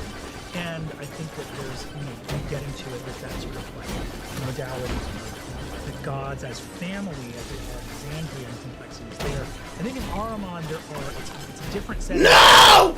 Exactly how kind of nasty the gods were, and also that without doing any spoilers, that Ahriman doesn't necessarily have a like betrayer crimes divide like Exandria did, but there is a reality where essentially it becomes very clear that the parts of life in Ahriman, also I think something that we got into a little bit with Ahriman was the idea of like, how do things remain the same for thousands of years, which is what they do in Middle Earth. Thousands of years. This sword is 2,000 years old, 4,000 years old. A 4,000-year-old sword on Earth would be unusably bad, right? But for our purposes, it's like, oh, the gods kept it in a state of stasis. So if you want change, what sort of change will the gods allow? And in Ahriman, the answer is not very much at all. And so sometimes mortals say, actually, we need change like that, even at the cost of chaos. And that's one of the big things that I wanted to explore. That's a good question, yeah. This next one from Super Nerd 23, it looks like. In a new world where the gods are dead and gone, what does being a cleric or a divine class look like? Hell yes. This is a great question. And I'll say too that like a lot of what you're gonna see in the world, like as we tell a story about a world where the gods are dead, one of the things that's going on in this world is that they don't come up a lot. I know it's funny when you talk about it, but like this is 70 years after that, people have moved on, and what happens is what rushes into that place. Ahriman is a world that has plenty of warlocks. It has plenty of people that are going out to find answers or truth or power from other sources that they can't get from divinity. I think there are a lot of clerics in Ahriman that we have, I don't think we have too much about it in at least the early episodes, but there are clerics that are trying to form direct divine connection to domains without the mediation or intercession of a personalized deity. And of course the answer is, does that work well? Like, is it possible to draw a strength of conviction or belief just from the idea of the Forge or Tempest or something like that without having it personified in a person? And the answer is not a clean one. It's like, oh, well, the benefit of drawing our power directly from the concept of order itself is that we don't have the petty grievances of a personalized deity to thwart us. And when I'm feeling really sad and scared, I can imagine the deep personified concept of order wrapping me in its warm embrace. So in other words, there's not clean answers. It's not that there's a hard judgment call on the fact that this revolution was mistaken, but rather that the cost of chaos is high, and the cost of making great change comes with tumult. And so divinity in this world is. There are also a lot of druids, huge resurgence. Druids have lots of answers. Tons of people are like, they go like, yeah, no! Nature has always had the divine in it. Everything is tapped into the divine. Our entire natural world is the divine. So you see a lot of druidic people having a connection to reincarnation, having a focus on afterlives, is a big part of the answer to this world without a personalized divinity. Lots of answers and a lot of strife and conflict around who is going to be trusted when you have all these different answers competing. What are we gonna do about these afterlives? Where'd all these souls go? Where's Gam Gam? You don't have to worry about that. It's gonna be fun, right? We're gonna have 3 episodes, and we're all gonna have a party, and then it's done. This one's from Lucas. Lucas asks, how excited are you to be going from the person who has had to corral the crazies for so long to being able to be a crazy for someone else with other amazing storytellers? Matt, you don't gotta corral shit. That's not true. It's supposed to be. No, it's great. I'm very excited. I've wanted this for a very long time. In fact, I didn't really do the math until recently. Like the last time I meaningfully played just a player in a campaign, like a longer running campaign, was 6 or 7 months long in late 2000s. I played my dwarf fighter named Crowded Grimthorn, who became a Brawlers Guild figure in Tal'Dorei. But even that was a short-lived campaign. And before that, I don't think I've ever been never been a player in a campaign.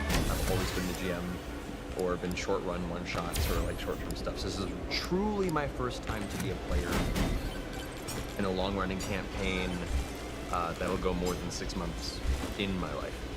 So that's very exciting. The fact that I'm so happy. That's so great.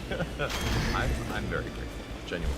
And it's, there's many reasons why this transition for Campaign 4 was important.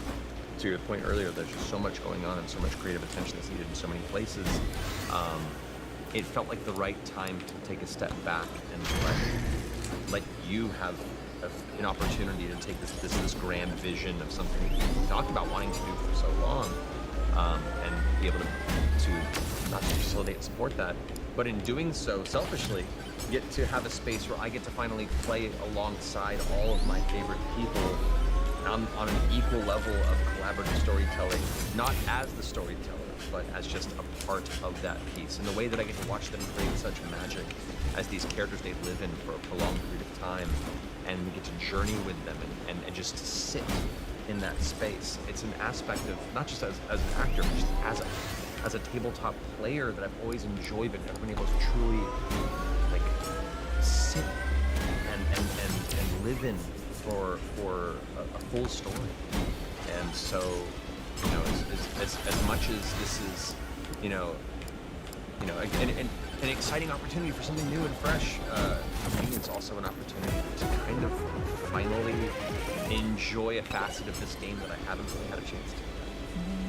So thank you. It's the fucking honor of a lifetime, man. It's so sick.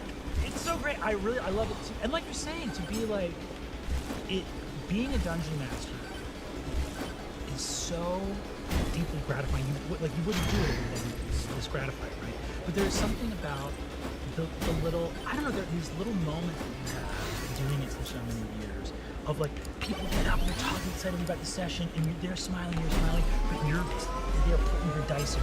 And there's these little moments of, even on a very small level, of that screen as separation, that to hear the joy of you guys goes, no, I'm running side by side with my friends on this adventure together.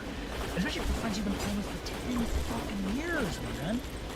It's so gratifying and exciting. My hope for everybody, but especially for you, is that at the end, by the end of campaign 4, you and your character will have gotten to run at least one gamut with every.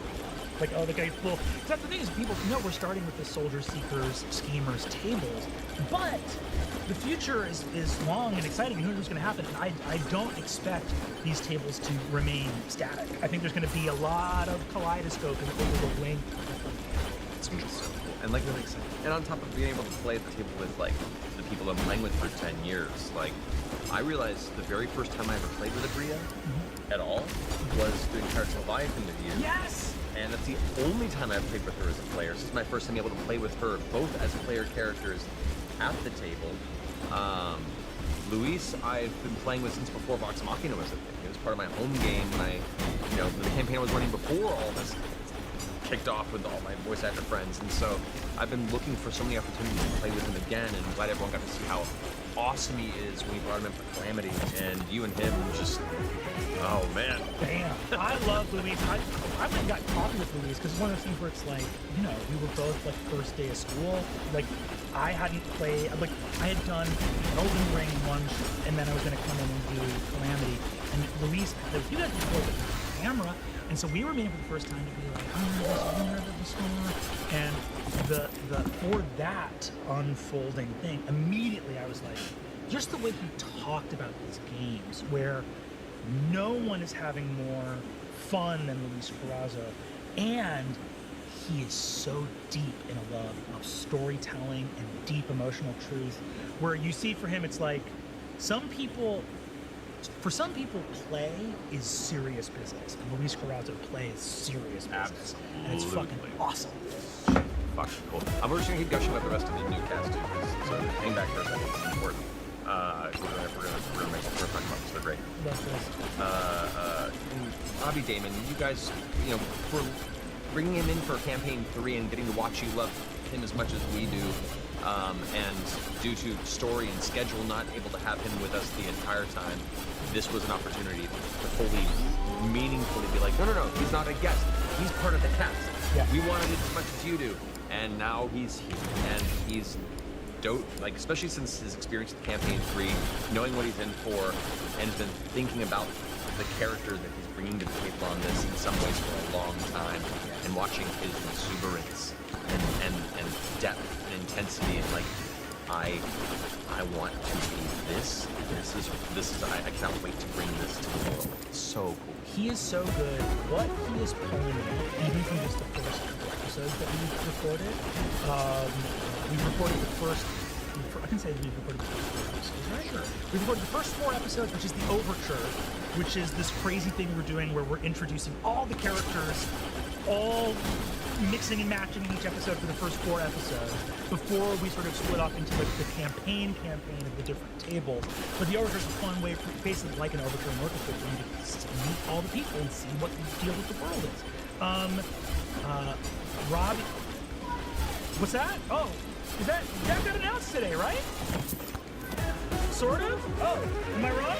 That doesn't got announced today. No, the Overture was in the press release. I think we're okay. I think we're okay, right? But I got okay. I'll make sure. Let me be clear. Anytime you invite me here, I'm a liability. So the what was I say about Roddy Hoover? What he's pulling off this character is so fucking exciting.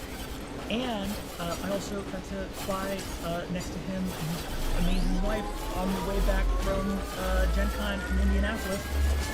We talked the entire plane ride. That's so. If anyone who's had a long plane ride, you know that's great. He's so fucking cool and nice and interesting and brilliant, and so is the partner and the delight. All of it. He's great. Alex Ward, Arthur Ward, longtime friend, such an amazing performer. If any of you haven't had a chance to see him in LA by Night, his Ghostlight Vampire Show EGMs that he was a storyteller for. He's such an incredible performer and storyteller in his own right. And the opportunities we've had to bring him into this house to show his craft each time he's knocked it out of the park in such interesting and sometimes unexpected ways. And then when, him bringing in such a challenging character in Divergence. Yeah. And a character that could have very easily, for most less experienced and less skilled performers, been easy to slide into one note, fall into the background. He brought such perfunctory depth and chose his moments in such an incredibly powerful way that it turned. It just showed. Us definitely more than even we were kind of expecting. All of you as well, just how good he is at that table. And so him coming and joining us for this campaign is even another opportunity to not just play with him, but just see what cool shit he comes up with. Alex is a player where I take stuff off of my running game document that I felt as a GM I would have to handle at some point because he handled it. You know what I mean? Where it's there's a moment where that character's going to need something, and he'll turn around and be like, character moment. And I'm like, God damn, Deputy DM, all right, great, perfect, thank you. Well, that's for me to do. Love that. Yeah, he's so fucking good. Whitney Moore. Unreal. My first time playing with Whitney. Y'all are not fucking ready. What a joy. What a true joy and privilege. So funny, so talented. She is I don't know, just a depth of conviction and emotion. She has such a clear vision for the character, and it's so exciting. And I'm scared because I'm going to spoil everything, so I'm not going to spoil. You're in such a fucking treat, and he is so great. You haven't crossed into Tom Holland. Great. I am ready. Winnie's such. Winnie I love because for many reasons. She's a dear friend and a wonderful person. She's also very much she's a god person. She's very much what kind of chaos can I sow in the world? Just as a human being, and that I adore that. And then you get used to that for a while, and then you have the opportunity to see her perform in something, whether it be actual play or in her film work. And you're like, oh right, I forgot. You're also an extremely talented and giving performer, and that combination has definitely led to such a unique and wonderful new color brought to the spectrum that this table is kind of painting. It's gonna be fun. I can't wait to get to see.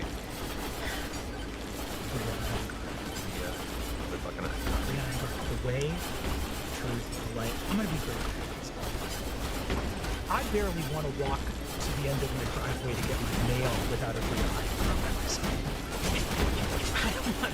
I don't want to do shit without your iron guard. Let alone I get for any good DMing that I've ever done. I just like, I just ask people to go back, look at Calamity, and you tell me what that story is without Laren or Marcia. And a blight spell and astral lay right, and if there is like I said about Alex a minute ago, there not only is she a unparalleled performer, actress, storyteller, writer, every single part of the things that I have to do behind the screen becomes not only easier but effortless when she's at the table. I have never tossed something from behind the screen onto the table and not have her catch it. It is literally having the way she plays is she's so fucking generous as a player. I remember her in the 7 for she wrote out these flow sheets, her computer flow sheets for playing this like high level cleric character of like so generous with system and mechanics. And there is no player who is more generous to their fellow players. There's no player who's more generous to the dungeon master in terms of all of the layouts that I provided, everything. It's just constant values across the board. Bria's taking a good sale, and I really love it. Guys, can't wait to see some of this. Even just as what we've explored so far in the world. Bria's bringing some fun texture to this story. And once again, and I will say this too, Bria, I can't spoil it, I can't say anything, but Bria and another player, they did something that you'll find out about later that was just a good choice, and that's all I'll say. Yeah. And here whispering like that's so split. Yeah, we'll call it there. Free insight! That was a very long-winded answer to your question, but it was also a lot of things we just wanted to talk about because all these people are amazing. Yes.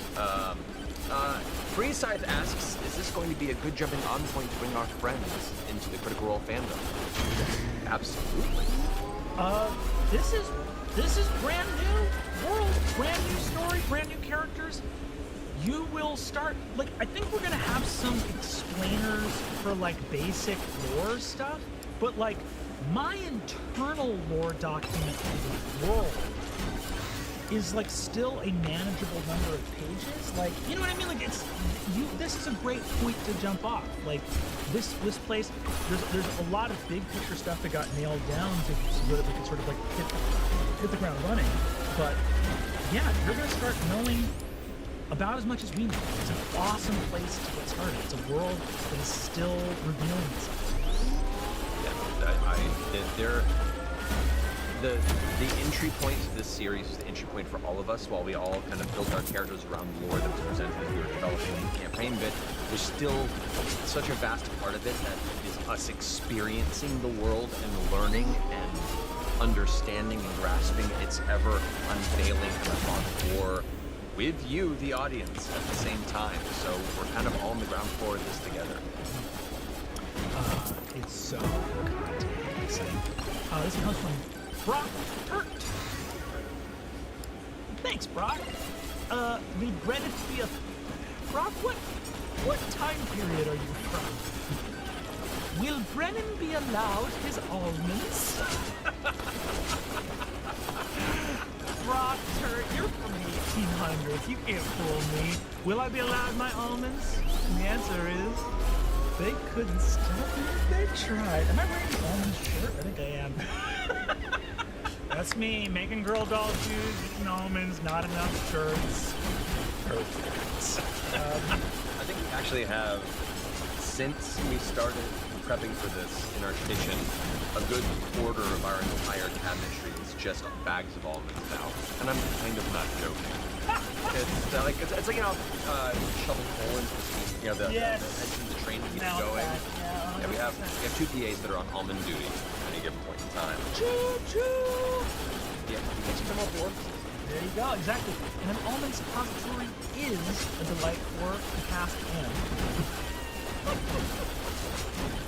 This next question, oh god, is from Why You Always Lion. Asks, well, both, what goes into your process creating a thing? A villain.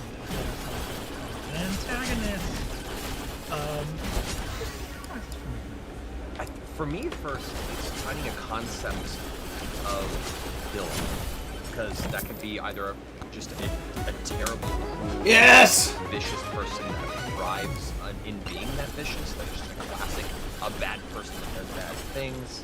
That is always a fun thing in a classic kind of like, you know, good versus evil scenario. Deciding whether or not this is a commentary on, you know, a misunderstood or a person who has been victimized by a system and as such has become part of that same system and is now an example of how do you rally against that sort of victimization. Is there salvation in being able to you know, to help somebody or to gone? Like these sort of themes for me set the tone for the kind of villain I want to create, because it also sets the tone for the story and the campaign ahead of you. So those are my first bits, really. And then the second part is I had a cool idea for a villain when I was driving. And oh, is that time? Hi, America.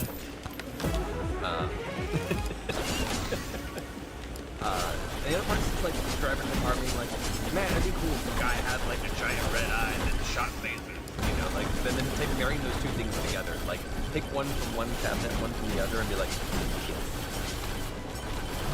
First of all, I love when you make your little and number two, man, I know it's a bit. These armors are hitting the fucking spot, baby. That is what the doctor ordered. Ooh, a little smoky, a little salty.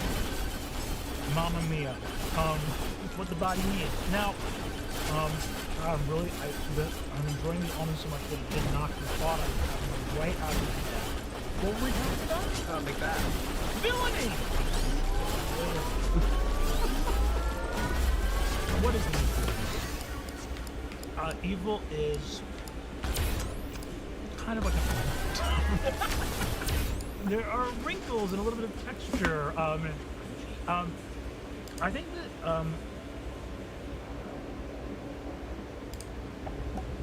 oh my god. David, you've been playing this too? You're also playing? Oh my god. Okay. Okay. Guys, Hannah's saving you guys, okay? Hannah's been playing this game as well, but she said it's about to go live with Rust. You can get your drops there. She's saving me and she's saving you. Okay? I think I'm too addicted. I think this game's too good. Like, I'm sorry, like I want to play Rust, but I think this game is too good. Like, I think I have a problem. And it's this game. This is awesome. This is truly awesome.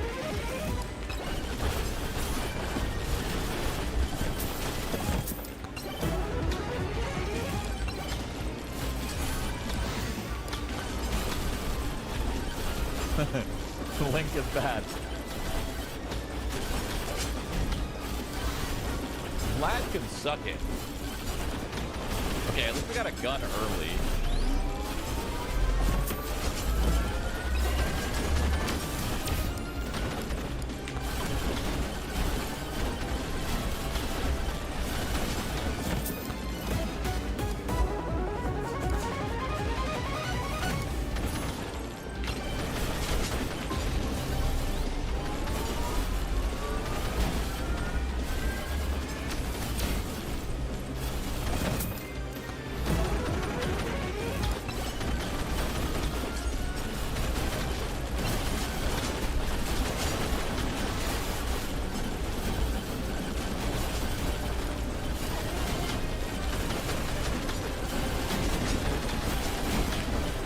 Unlucky. That was just RNG, unlucky situation.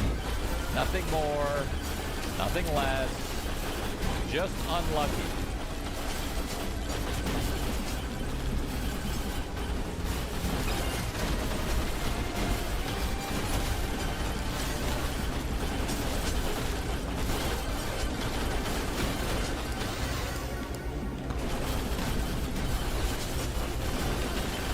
Nothing more, nothing less. I don't want to hear it. Oh, chest center. No!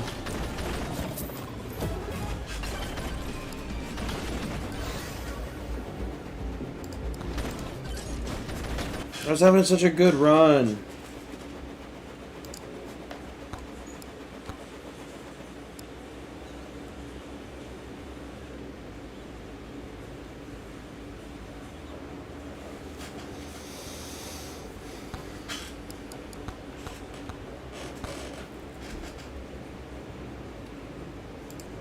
I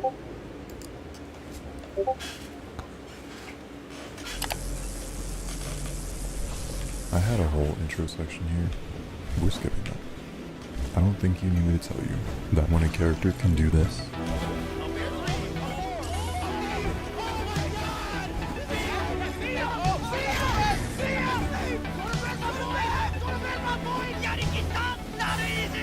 people tend to notice. And this game's been out for 6 years. We missed one.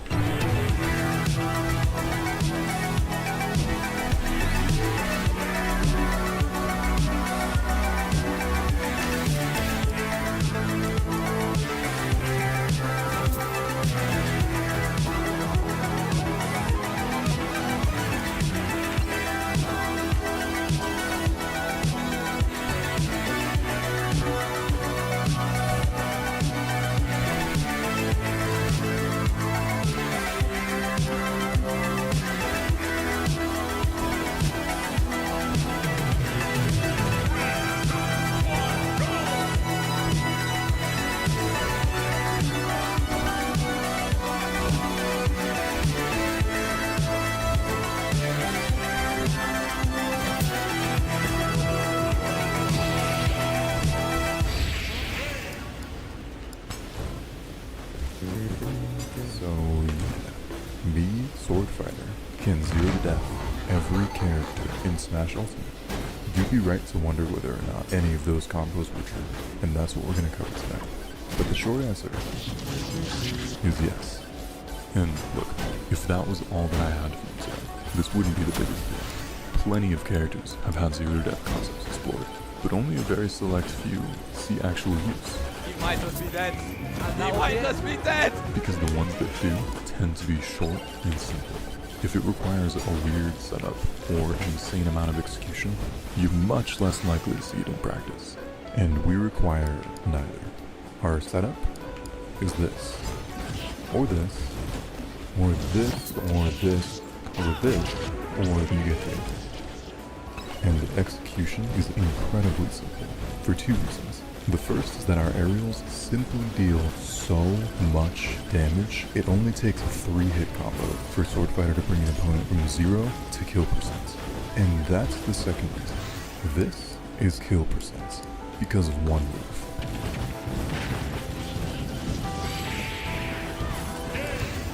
We have a lot to cover today.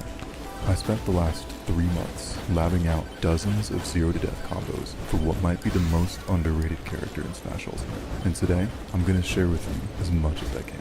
So get your popcorn, get your licorice, get your root beer, get your fucking stromboli. It's gonna be a long video, baby. And if I've explained things well enough, by the end of it, you'll be able to pull off stuff like this.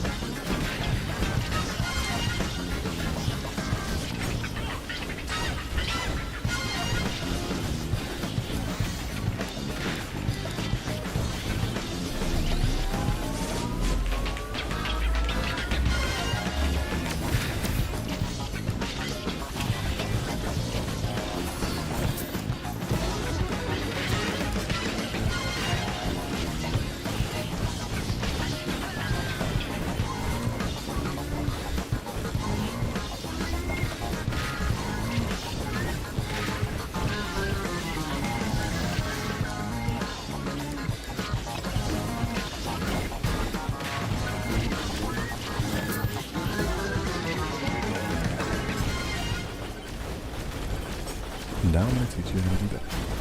For a while, I struggled with how to distill down the dozens of 0 to death combos that we have now. But we're going to take this slow and simple, and I'm going to break it down into just 2 phases. Low percent strings and finishers. And it may seem counterintuitive, but we're going to start with our finishers. Which means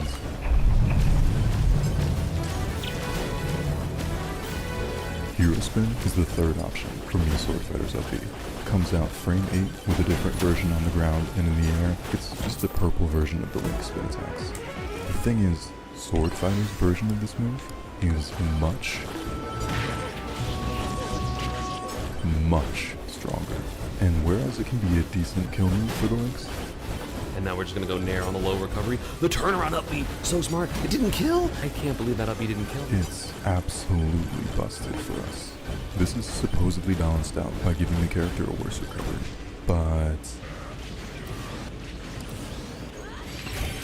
this character doesn't recover with their up B and has one of the most broken recoveries in the game. But that's a story for another video. And to be clear, Hero Spin's main flaw as a recovery is that it's slow and predictable, but in terms of pure distance, it travels further than you might expect. You can drop from the ledge with down air, jump off stage with power thrust, multiple aerials, shurikens. He's a ninja! Hero Spin is more than enough to get you back safely. It's an incredibly oppressive anti-air, an edge guarding tool, an out-of-shield option. But we would actually be here all day. And today, all we care about is power, which brings us grab, down throw, hero spin. Our simplest and our most important kill confirm. This combos from 0 to 100%, and it'll start killing light, medium, and heavyweight characters by the ledge at 40, 50, and 60% respectively. 10 to 15% earlier if they DI out or if you have rage. And let me emphasize, there is no counterplay to this. Hero Spin can't be escaped with SDI, and the same spacing will hit all possible DI because of the scooping hitboxes behind them. So you don't even need to react to their DI. You can grab them and do the same inputs every time. So if you get grabbed by me Sword Fighter anywhere in this area, you're 100% dead. And given we have about a dozen things that combo in the grab, you see where we're going with this. Down throw hero spin also has an important counterpart, down tilt hero spin. This is another important kill confirm, and it can kill even earlier than grab, but it can be DI'd out at higher percents, so it's not quite as guaranteed. You'll notice that almost all the combo routes we'll cover today will end with either a grab or a down tilt. This is one. Now, I only have one important tip here, and this will apply whenever you jump off stage for a hero spin. If you're worried about making it back, but you don't want to bail on the kill, you don't have to. If you pull back immediately and then drift forward again towards the end of the move, you'll consistently drag them in for the entire duration of the move. And when you're finished, you won't be flying towards the blast. It's a little counterintuitive, but it works much better than doing it the opposite way, full sending it and then trying to pull back right at the end. And it'll let you land kills that you'd otherwise be forced to bail on or SD them. Now, you can already do 0 to death combos with just these 2 kill confirms, and you've already seen a couple. But we're just getting started. It gets so much better. People have been using this sporadically for years, but until now, most top players thought it was either fake, finicky, or just too situational to be that useful. And I don't blame them, because this is strong, but it is a little situational. But this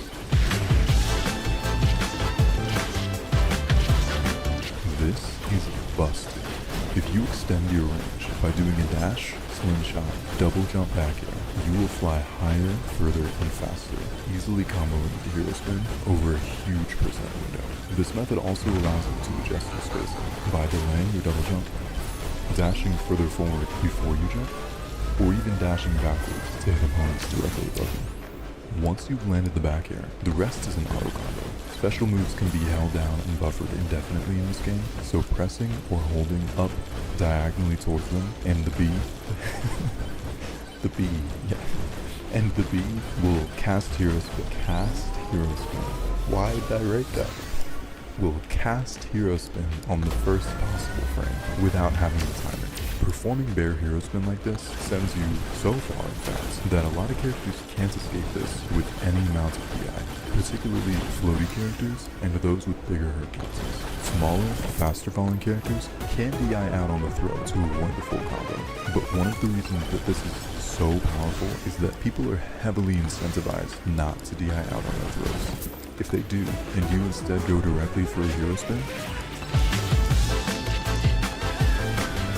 and keep in mind, even if they DI out, they can't avoid the back air, and it's really easy to react to their position and avoid overextending. This turns your grabs into a coin flip, where if they win, they take 23% and end up off stage, and if they lose, they simply die.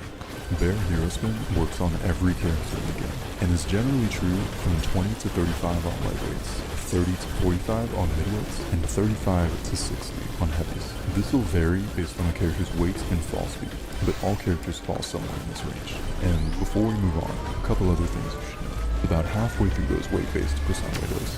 So, for example, from 36 to 45% on Mario, there is not even a 1 frame gap between your hits, meaning back air has 2 hitboxes, one on frame 10 as you bring the blade out behind you, and another on frame 11 where you sweep it above your head. Usually this is the one that connects, and that's what you want since it lets you combo into hero spin more easily. But apart from maybe the first 5% of each percent window, either hitbox will work just fine.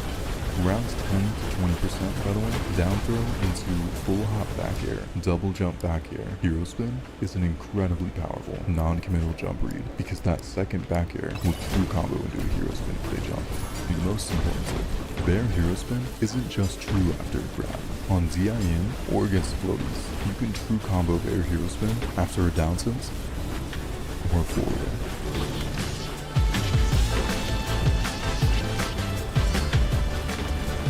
Now the video could end right here. This character doesn't really need 0 to death combos. You can just toss a projectile at them a couple times, walk up at 30% and delete their stuff. But it sounds like a lot of work when you could just do it once.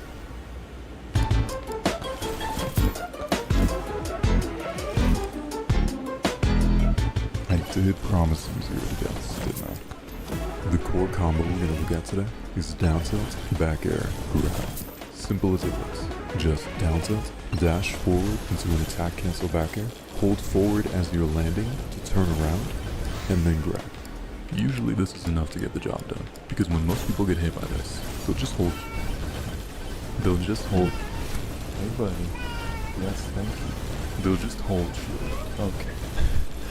They'll just hold shield. But you actually don't need to rely on that. If you flick the stick down diagonally a couple frames before you hit the ground, you'll fast fall, but you'll still auto cancel, so the grab comes out up to 3 frames early. You can also fast fall as soon as possible, and then dash grab for a similar effect. The beauty of this combo is twofold. It's entirely non-tumble, meaning it can't be PI'd, and it's modular, meaning at any point within this string of moves, you can skip the rest of the combo and grab early. Since our ultimate goal is to get the opponent within range for a hero spin or Bear Hero Spin finisher, following this flowchart lets you convert to a kill off of a hit at any percent. At the end of each combo, you'll take a look at the percent and use the appropriate finisher. I'm gonna give the following percent windows based on you hitting them with a raw down tilt, but in reality, you're gonna be true comboing this after a shuriken, neutral air, back air, or jab block.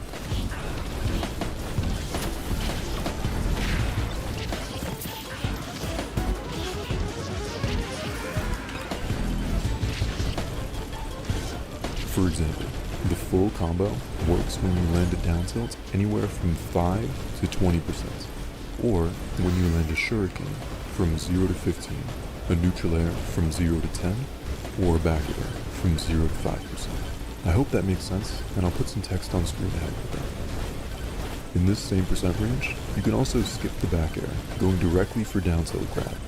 Grabbing early can be necessary to keep certain characters in finisher percent for alternate combo routes, or if you just don't have space to do the full combo.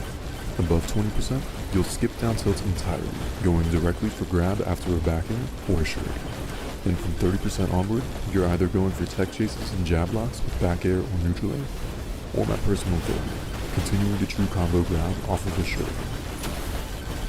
So that's good news. We have combos that deal 30% that link into our 2 kill confirms, and together let you kill off any hit from 0 to 100%. Seems simple, and for about half a cast, it is that simple. But now for the bad news. A lot of the floatier characters in this game don't fall fast enough for down tilt bear grab to combo. You can sometimes do down tilt bear down tilt instead, and that works pretty well against semi-floaties, but against the floatiest characters, that won't true combo either. Oftentimes, it's still worth going for though, because it's actually rather tricky to use. They can't mash neutral air dodge. They'll end up on the ground, and they'll just get grabbed out of their landing route. Most characters can't mash their fast combo breaking aerials for the same reason. And if they mash jump, the backer will usually clip their jump and drag them back down. So that means directional air dodging is one of the only viable escape options. And it's a shame that down tilt and grab are so slow, because if they were quicker, you might have been able to frame trap. I'm never gonna finish this fucking video, am I? Okay, well, I mean, down tilt is pretty good, but going for down tilt, bear down tilt is lower reward. It's not like you can go for the full down tilt, bear grab, and then still have time to... But okay, now actually time for the bad news. Unfortunately, frame trapping floatier characters is the best that I got for you. If you're landing a hit at actually 0%, there just aren't really any ways you can true combo them from 0 to death.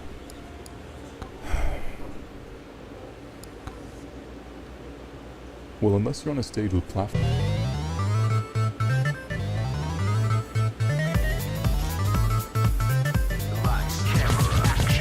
So remember that frame trap I showed you a bit ago? This is how that clip ends.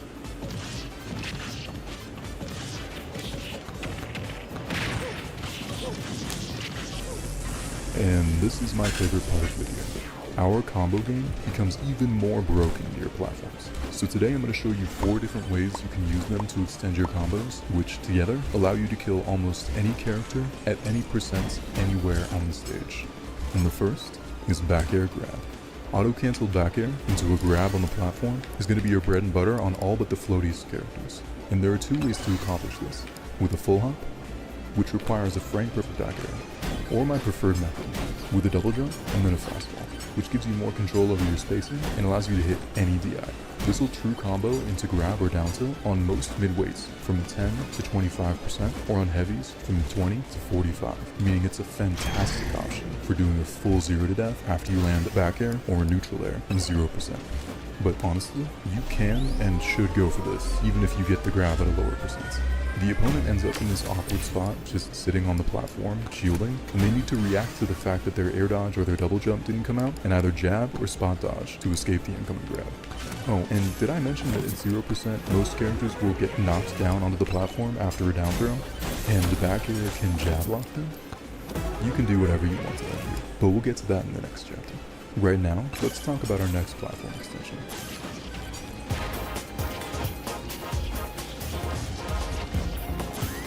This is the heaviest hitter, and this one works on everyone, especially floaties. Just full hop up air, then fast fall onto the platform.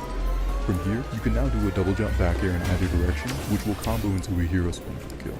If you're struggling to get the back air here, you can go for another up air, or directly into a hero spin, for damage or positioning. Full hop up air into bear hero spin will work on floaties from around 5 to 15%, midweights from 15 to 25, and heavies from 20 to 40. For the percentages where this works, it's almost always the strongest option, and it allows the least counterplay. You're so close to them after you land the up air that the follow-up bear hero spin catches all DI pretty much regardless of weight. This will almost always be the strongest option when it will connect, which is usually on neutral and DI in. But what if they're just out of reach? Or they end up right on the edge of the platform? And what if neither of these 2 extensions will work? Well, that's where our third option comes in. Down throw, fair 2, grab. This is our weakest option in terms of damage, but arguably the most versatile. After down throw, you'll do a full hop forward air and fastball just before the third hit of fair connects. The fastball is later than you think, by the way, trust me. This is incredibly good at catching a variety of positions in DI, but especially good at catching opponents who DI away, since unlike back air, they don't actually need to land on the platform after you hit them. As long as you land on the platform, you can convert. These first 2 hits of forward air can't be DI, so the only limitation is if they pop up so high that your grab or down tilt whiffs. Which means that, despite appearances, this works on every character, because those that get popped up too high after a grab end up at the perfect height if you do this after a down tilt. So there are 2 variations of this. Grab fair 2 grab will work around 0 to 15 on midweights, and maybe 0 to 40 on heavies. Down tilt fair 2 grab, however, works on everyone. On floaties from 0 to 20, and on everyone else from anywhere from 15 to 35, depending on how they DI and how floaty they are. Just be sure that you don't fuck up the fastball timing, because it's really easy to mess it up, and then you just get the full hit of forward air, and that's not gonna help. And that brings us to our last platform extension. Just a normal full hop forward air. from 15 to 30% if they DI in or if they're a floaty. Bear Hero Spin will a true combo after a forward air. At higher and lower percent than this, you can also simply do forward air into a hero spin. And those are your platform extensions. With all four under your belt, you'll start seeing how they complement one another, and eventually there will be very few places on stage where you can't use one or more of them to priority shift people off stage. Though, most stages have platforms, but, you know, not all of them. We've all been there, right? You're at a house party, somebody's apartment, so they got a switch plugged in, and you're on the sofa, talking to somebody new, and they're cute, you're having a good time. They laugh jokingly, like, nod at the TV. Final destination, no items. Loser buys the next round. So you load in, you're sitting a little closer now. They're smiling, laughing, you know, there's a little bit of chemistry. But how are you gonna 0 to death them 3 times in a row, stand up, throw the controller on the floor, and secure the easiest fucking drink of your life? If you don't have any platforms. Well, lucky for you, we're not quite done today. And, I saved the best for last.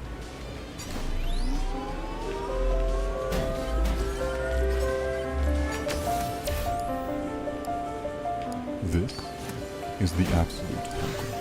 A combo for the cultured connoisseur. Down throw, up air, back air, hero spin. You have no need for platforms. Those brutish things. This is what true power looks like. Such power, however, comes at a cost. This is by far the most difficult combo I'll show you today. If you do it like this, but we'll get into the exceptions after we learn the basic variation. The combo is as simple as it sounds, but it's tight. After you down throw, you need to delay your up air as much as possible. Ideally, late enough that you can see the little purple fast fall spark before your up air connects. Then you'll full hop, double jump, back air. And this is the hard one, because you need that extra height from the full hop, but you also need to double jump as soon as possible. So the timing on the jump button here is unforgiving. Now, we'll cover some ways to make this easier in a second, but there's one that's worth mentioning right off the bat. If they DI out, you can instead do an attack cancel up air, which you perform by doing the inputs for a normal attack cancel, and then holding up on the left stick before your aerial comes out. You'll do a short hop up air, but you'll be facing backwards, and the way that this positions your hitboxes means that you'll hit the up air late, but when you land, you'll already be facing backwards, making the follow-up bear hero spin much easier. This will work on floaties from around 10 to 15%, midweight from 15 to 20-ish, and heavies from 20 to 35%, meaning that any combo starter into this is just a straight up 0 to death on everyone. Now, when they DI out, the attack cancel variant will line up when life is good. But what if they don't?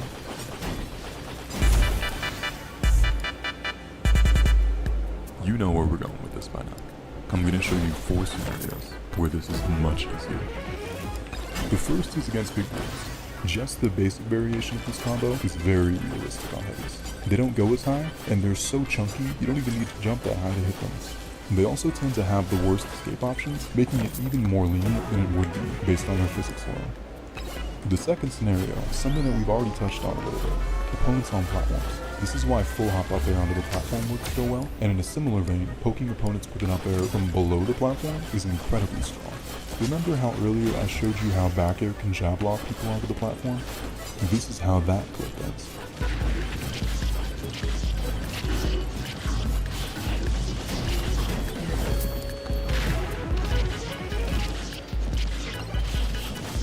This also applies whenever you're using up air as an anti-air, or you're just landing it raw as a landing area. And then a fourth option. You can also transition from a down throw short hop up air into a full hop up air off the platform, into a bear hero spin.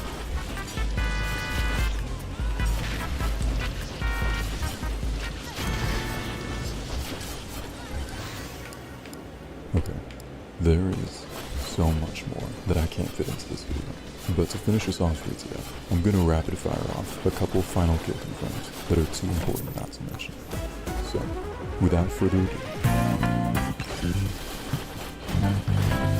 farewell. up tilt, reverse up tilt, fair 1 into up tilt or reverse up tilt, fair 1 up tilt back air,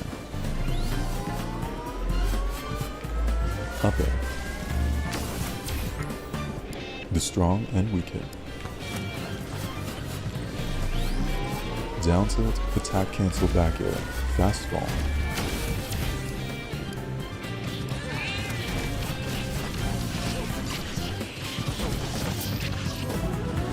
short hop shuriken against tall characters, and full hop shuriken against everyone.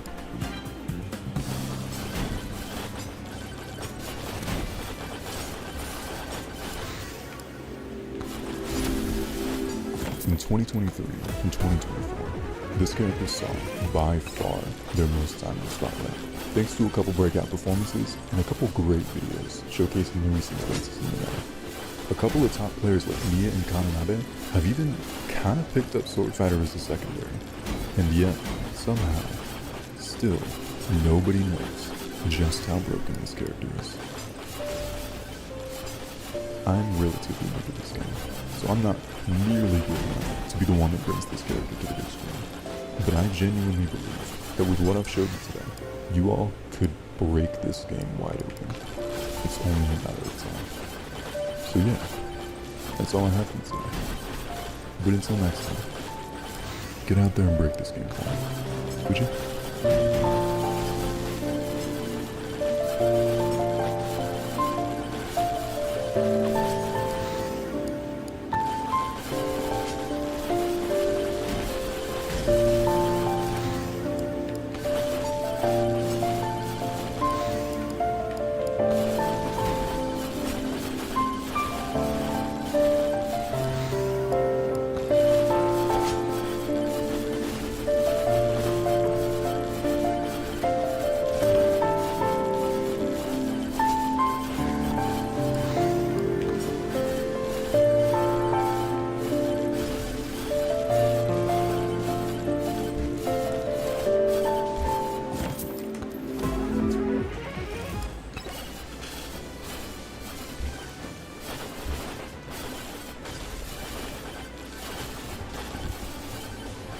I'm going to go on the record and say I've been playing DDD for the last week or two because I think he's like genuinely horrible.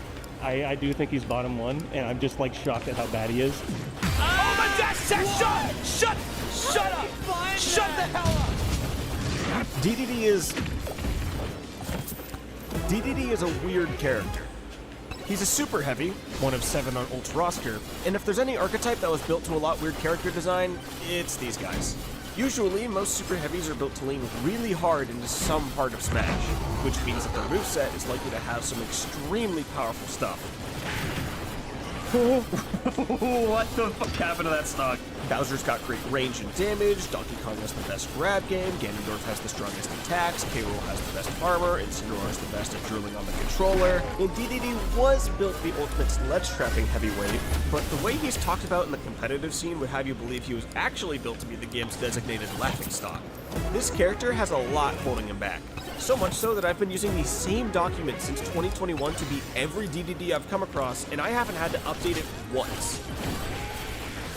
But as much as I knew he was bad, and I can explain why he was bad, I never came across him enough to really get it. So I decided to pilot the bird for a month to truly understand what this guy is all about. And here's what I found. He sucks. Oh my god, he sucks. This guy, he sucks. Please let me play the game! Before we go any further, I think it's important to state how I got to playing DDD in the first place. So, flashback to like the end of April, I just got knocked out of a tournament in 5th place, and I wasn't feeling too good about it. After crashing out for like 2 hours, I decided to take my mind off the loss by running some games with some other people.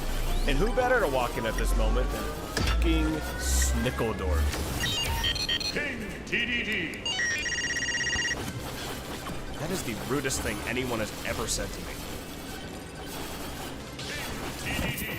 So after 5 excruciating minutes of...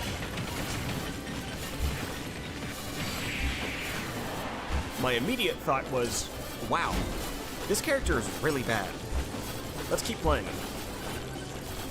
Now, when moving from one character to another, it's not uncommon to carry some habits in the transition. For example, Fox and Brawler have pretty similar dash attacks, but because Brawler's goes way further on its own than Fox's, I am constantly undershooting Fox's dash attack whenever I play him. So if I'm having so much trouble going from one close-range rushdown character to another, it wouldn't be wild to expect some struggle when picking up a slow and heavy ledge trapper with a hammer. But believe it or not, King DDD actually shares some qualities with Brawler that made learning him easier than I would have expected. The biggest one to me being the strength of his empty jump. Empty jumping is basically jumping at someone to encourage a preemptive option. Think about this from the opponent's perspective. What's the attacker likely to do when they jump? That's right, an aerial attack. And what beats attacks? Shielding. So by recognizing this perfectly logical thought process, attackers are able to jump, bait out a shield, and land right in front of that shield for a free grab. And the faster a character falls, the easier it is for them to do this.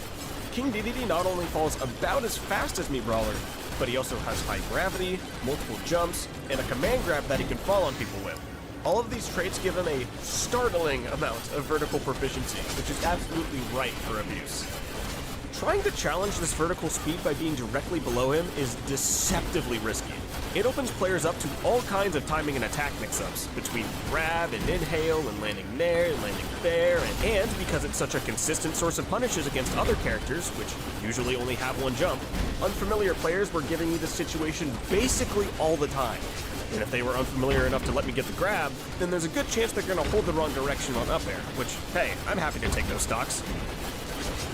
It was sincerely baffling how quickly I could turn things around on people when they were sitting below me. If I got close, I had like a 70% chance of hitting something out of this situation. But that's the thing. If I got close. I want you to picture this phrase, right? And put the biggest asterisk on the planet next to the word if. Because while DDD does really well in this specific situation, every situation leading up to it is a fucking nightmare. When I said I thought King DDD was the worst character in the game, I wasn't exaggerating. Normally the frontrunners for, quote, worst character in Ultimate go to one of these two guys, but considering my own track record, I'm inclined to give that title to the character that most people would consider third in line. And I think out of all of these characters, the case for King DDD is the easiest one to make. Let me ask a very simple question. How does King DDD approach? Well, I guess he's got like forward tilt to... Actually, don't use forward tilt. Forward tilt's bad. Out of the 80 whatever characters in this game, King DDD is the only one I am absolutely 100% confident in saying has 0 approach tools. Bottom 15 run speed, bottom 1 airspeed, double-digit startup on almost all of his aerials, one of the slowest forward tilts in the game, the slowest jab in the game, the slowest dash attack in the game by a wide margin. The closest thing I could consider to be an approach option is his down tilt since it's his fastest attack, but DDD is already so slow that it makes it really hard to use like one. This is a horrible weakness for a character to have. Approach tools are the way to get an opponent to play into your hands, whether that be a fast dash attack to move in with, or a bunch of projectile spam to encourage them to move. But with almost none of these tools, DDD is entirely at the mercy of his opponent, praying that they're either generous enough to play the same game as him, or stupid enough to run into something through sheer incompetence. Yes, it can be genuinely difficult to stop DDD from landing, what with all of his jumps and his fall speed, but what good is that when the opponent can just leave? It's not like DDD's gonna catch up in a timely fashion. Remember, bottom 1 airspeed, and we haven't even gotten into DDD having some of the slowest defensive options in the game. Like, okay, sure, having slow attacks hurts for offense, but DDD can at least make up for that and hit some of his power shots if he really positions himself well, especially off stage. Defense, however, is much less negotiable. There are very few ways for DDD to attack out of shield. His main 2 options are either reading the shit out of his opponent and parrying something, or just hoping they think so little of his defensive option that they serve him up an attack that up smash can actually hit. And when DDD inevitably gets hit by something, he is very likely to take literally any combo his opponent decides to do to him. I was getting hit by things I had never seen before, and I wasn't sure how much of it was my fault. Why am I at 7? What the f? Playing anyone with any knowledge of these weaknesses was a horrible experience. I realized that in order to get this guy to work, I was gonna have to lean into DDD's strengths. And the first one that stuck out to me was, holy shit, King DDD does not die. I mean, I already knew that killing was hard given he's tied for the third heaviest character in the game, but what I didn't realize was just how much he put that number to use.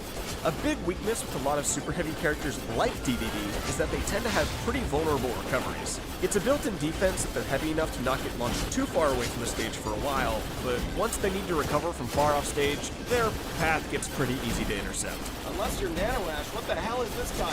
I. DDD's got a lot of jumps to use off stage, yes, but what really sets him apart from the others is his super DDD jump. Super jump has some of the most height out of any super heavy recovery. Combine it with his multiple jumps, and he can spend almost as long as he wants off stage before finally setting course back to ledge. But hang on a second, DDD is the only heavy without a hitbox on his up special. So how does he evade edge guarding? Good question. He doesn't. Sure, there's no attack to defend him on his way up, but a good chunk of the rise comes with unlimited super armor. Unlimited armor. Unlimited. DDD might have the most unfuckwithable recovery of all time. If his opponent can't stop up B before it gets going, then they can find themselves trying to keep him from coming back to stage over and over and over again until something is finally strong enough to actually take the stock. DDD will constantly create these situations where he's stuck off stage for genuinely over a minute, just to come back at 3 billion% and still take the stock first. The armor does get disabled when he grabs ledge, which creates a small window for the opponent to get hit in, but fun fact, by holding down while next to a ledge, you can prevent your character from latching onto it automatically. This allows DDD to delay that grab for long enough to take oncoming hits with his unlimited super armor, then release the input to grab the ledge. But hey, if you already passed the ledge, why not keep going? Okay, I've delayed it long enough, let's talk about ledge trapping. I gotta admit, I never thought DDD's ledge trapping was very good. But the funny thing about playing against a dodge character is that playing correctly goes out the window real quick when they get to play to their one strong suit. And for DDD, that's right at the ledge. All of those molasses tier moves I brought up earlier become super useful at the ledge. Forward tilt covers neutral getup pretty well, down tilt catches ledge grabs, up tilt is a godsend for catching ledge rolls. Dash attack, but the real star of DDD's ledge trapping is Gordo. Gordo is extremely effective at forcing opponents to get off the ledge at predictable timings, preventing them from jumping off the ledge, or simply forcing them to take a different hit to avoid it. And that's before getting into its other uses, like sticking it into a wall and forcing the opponent to get hit by it. Even after a month, I'm still confident I've only found about 20% of what this thing can do. Gordo gets a lot of flack from competitors for being a bad projectile, and don't get me wrong, it is absolutely a bad projectile. But the thing that I think gets lost on non-DDD mains is that it was built specifically for pushing an advantage, and all of its drawbacks, from the slow startup to the easy deflection, serve to restrict it to that purpose. Straight up, if you overuse Gordo neutral, you are begging to get hit. Anyone with a brain is going to hit it back instantly, and anyone with a developed brain is going to run past it and hit you instantly. But at ledge, grab is straight up off the table here, and hitting the Gordo back can be met with a volley back or even a re-grab punish.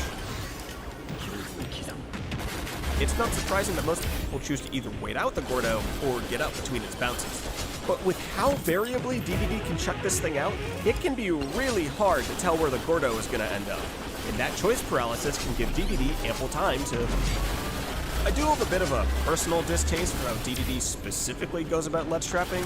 Keep in mind, when I play Brawler, I have two main ways I ledge trap. One, dash attack when I see movement. Two, back air. DDD, in comparison, has way more he can do here. And most of the time, he's gonna want to hit something big.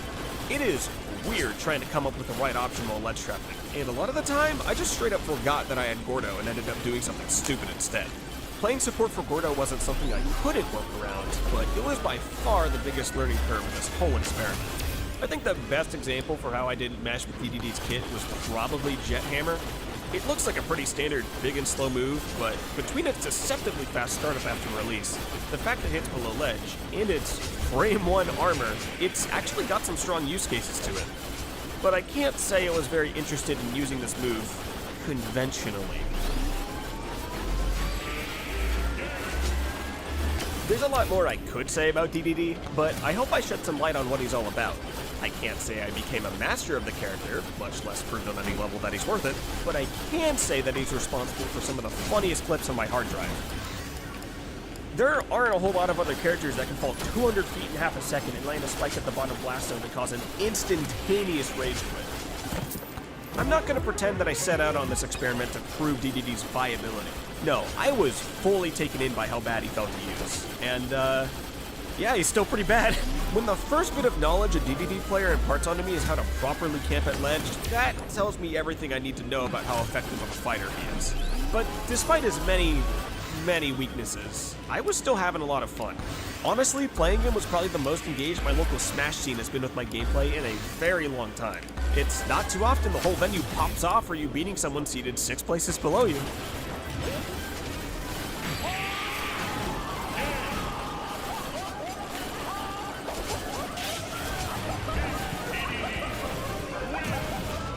Maybe DDD's real strength were the memories he created along the way. Fuck me if he's ever seen another game in bracket mode. I'm sticking him in my weirdly large catalog of side characters that are good at throwing giant metal balls. Oops, looks like I have some extra YouTube members to thank this time, so I'll have those playing on the side while I give a little update. You might have noticed some of the clips from this video had a little thing sticking out in the bottom right. That's because they were from my stream. Sorry if I've ruined this rewatch forever by pointing that out, but it is what it is. I've been streaming once a week here on YouTube for a bit now, but I've decided I want to take it to Twitch.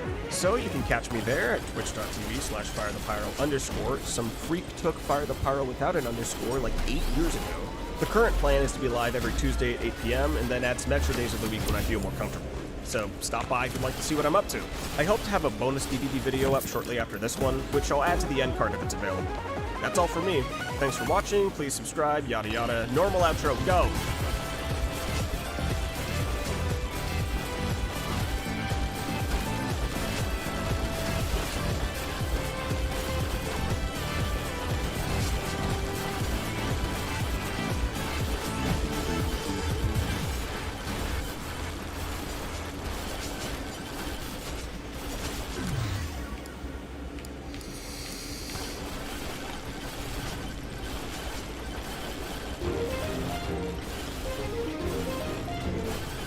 Okay, stop. I know that title sounds dumb, and it kinda is, but I'm not actually calling jumping overpowered. At least, not in the same way that we talk about attacks being overpowered. Like this one, or this one, or this one, or this one, or this one. See, when there's a set of universal gameplay mechanics in any fighting game, odds are that one of them is going to be more important than the rest. And in Ultimate, that option is jumping. Jumps are fundamental to success in Ultimate. And because of this, a fighter's ability to work around jumping is a pretty big part of their viability. That being said, it's still kinda hard to see how a basic game mechanic could be busted. At least not without some perspective. So, let's get some perspective. Break out your gamepads, folks. We're taking a trip to 2014.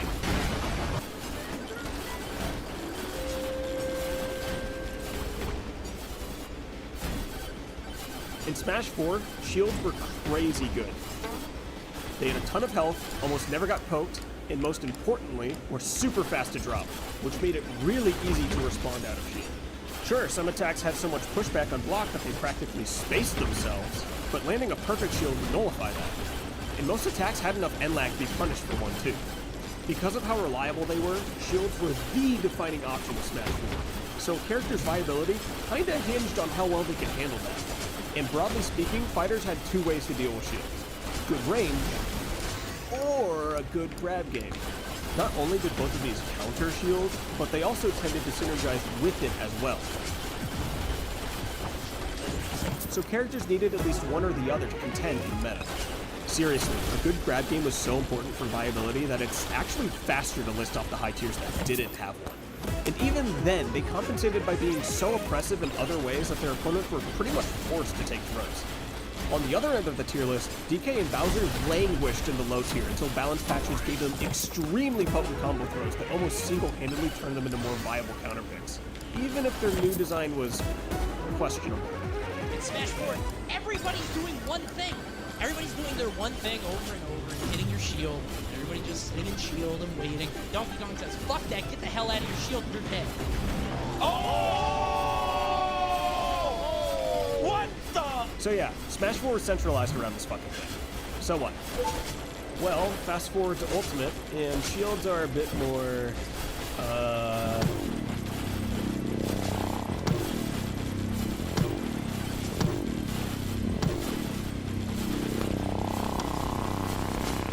in the jump to Ultimate, shields got worse in almost every regard. Shield health drains faster. Dropping shield takes longer. Perfect shields now riskier. Shield pokes way pokier. Myron, how could you possibly be vulnerable? Look at your nice, generous head covered in your bada bing. Bro, what did he even poke? Now, there were some concessions. Shield pushback was reduced hard, which made it easier to punish poorly spaced attacks. And in addition, the new perfect shield splash parry system gave the defender more time to react and punish than they had before. But that didn't change the fact that shielding was just riskier overall now, and not the catch-all it once was. All of these changes were part of an intentional effort to push Ultimate away from Smash 4's shield-dominated gameplay and towards an aggressive, movement-based meta. So, Ultimate added a 1.2 times multiplier to damage in one-on-ones, cut back the landing lag of every aerial by about 40%. Wait, 40%? And most notably, made everyone faster. This was done by raising run speeds and air speeds, sure, but it was also done by making changes to an easily missable part of every character's mobility.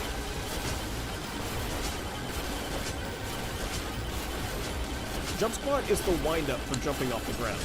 The longer a character's jump squat is, the longer it takes them to jump. And like any other physical stat, it's character specific. In the past, jump squat's gone all the way from Melee Fox's lightning fast 3 frames, a 20th of a second, to Brawl Snake's agonizing 9-frame jump squat, or a whole 1/6 of a second. But historically, most characters have stuck around the 4 or 5 frame range, with 4 being the lowest any character went in Brawl or Smash 4. So, Ultimate, wanting to make the game faster, decided to speed things up for everybody. Fox is back on top, getting his Melee 3-framer back. That's pretty good. Did anyone else get a 3-frame jump squat? Oh. So, unique to Ultimate, everyone now has a 3-frame jump squat. Well, except Kazuya. He's stuck with 7 because fuck him. Now, this certainly accomplishes the goal of making the game faster, and it does enable more fighters to do insane combos like this, but there are more ramifications to giving everyone the fastest jump squat ever than just juicing their combo game. For one, it massively boosts vertical mobility across all characters, especially among the ones who either used to have a terrible jump squat, or newcomers that almost definitely would've. Here's Incineroar. He doesn't run fast, his ground moves don't have much range, he's the poster child of slow heavyweights. He does, however, have quick and active aerials that are very good at covering his landing, and because he falls so fast, they cover a massive area. Now, what do you think will happen? Will Incineroar grin and bear his run speed and defy the odds? Or use his massive, long-lasting, lingering aerials bolstered by the fastest jump in Smash history and turn it into a game of fucking leapfrog? I mean, why would he do anything else? Incin moves up and down way faster than he does left and right, and if he ever ends up jumping into a bad situation, well, that's what double jump is for. Sure, there are plenty of situations where he's better off grounded, but those are usually when he's already got his opponent cornered and doesn't need to move in anymore. And remember, every character jumps like this now. Every character has near instant access to their aerials in Ultimate. Aerials that had a 40% reduction in their landing lag from Smash 4 and are now insane pressure tools, especially with how much weaker shields got. Speaking of which, guess what the best way to get out of shield is now? Because of Smash 4's shield pushback and slower jumps, it wasn't uncommon for a fighter's attacks to auto-space themselves against aerials out of shield. But now that both of those factors are gone, fast and strong aerials have gone from a nice perk to a make or break factor in a character's defense, in addition to making or breaking their offense too. But why not just hit the opponent before they jump too far? Well, jump squats are literally only the beginning.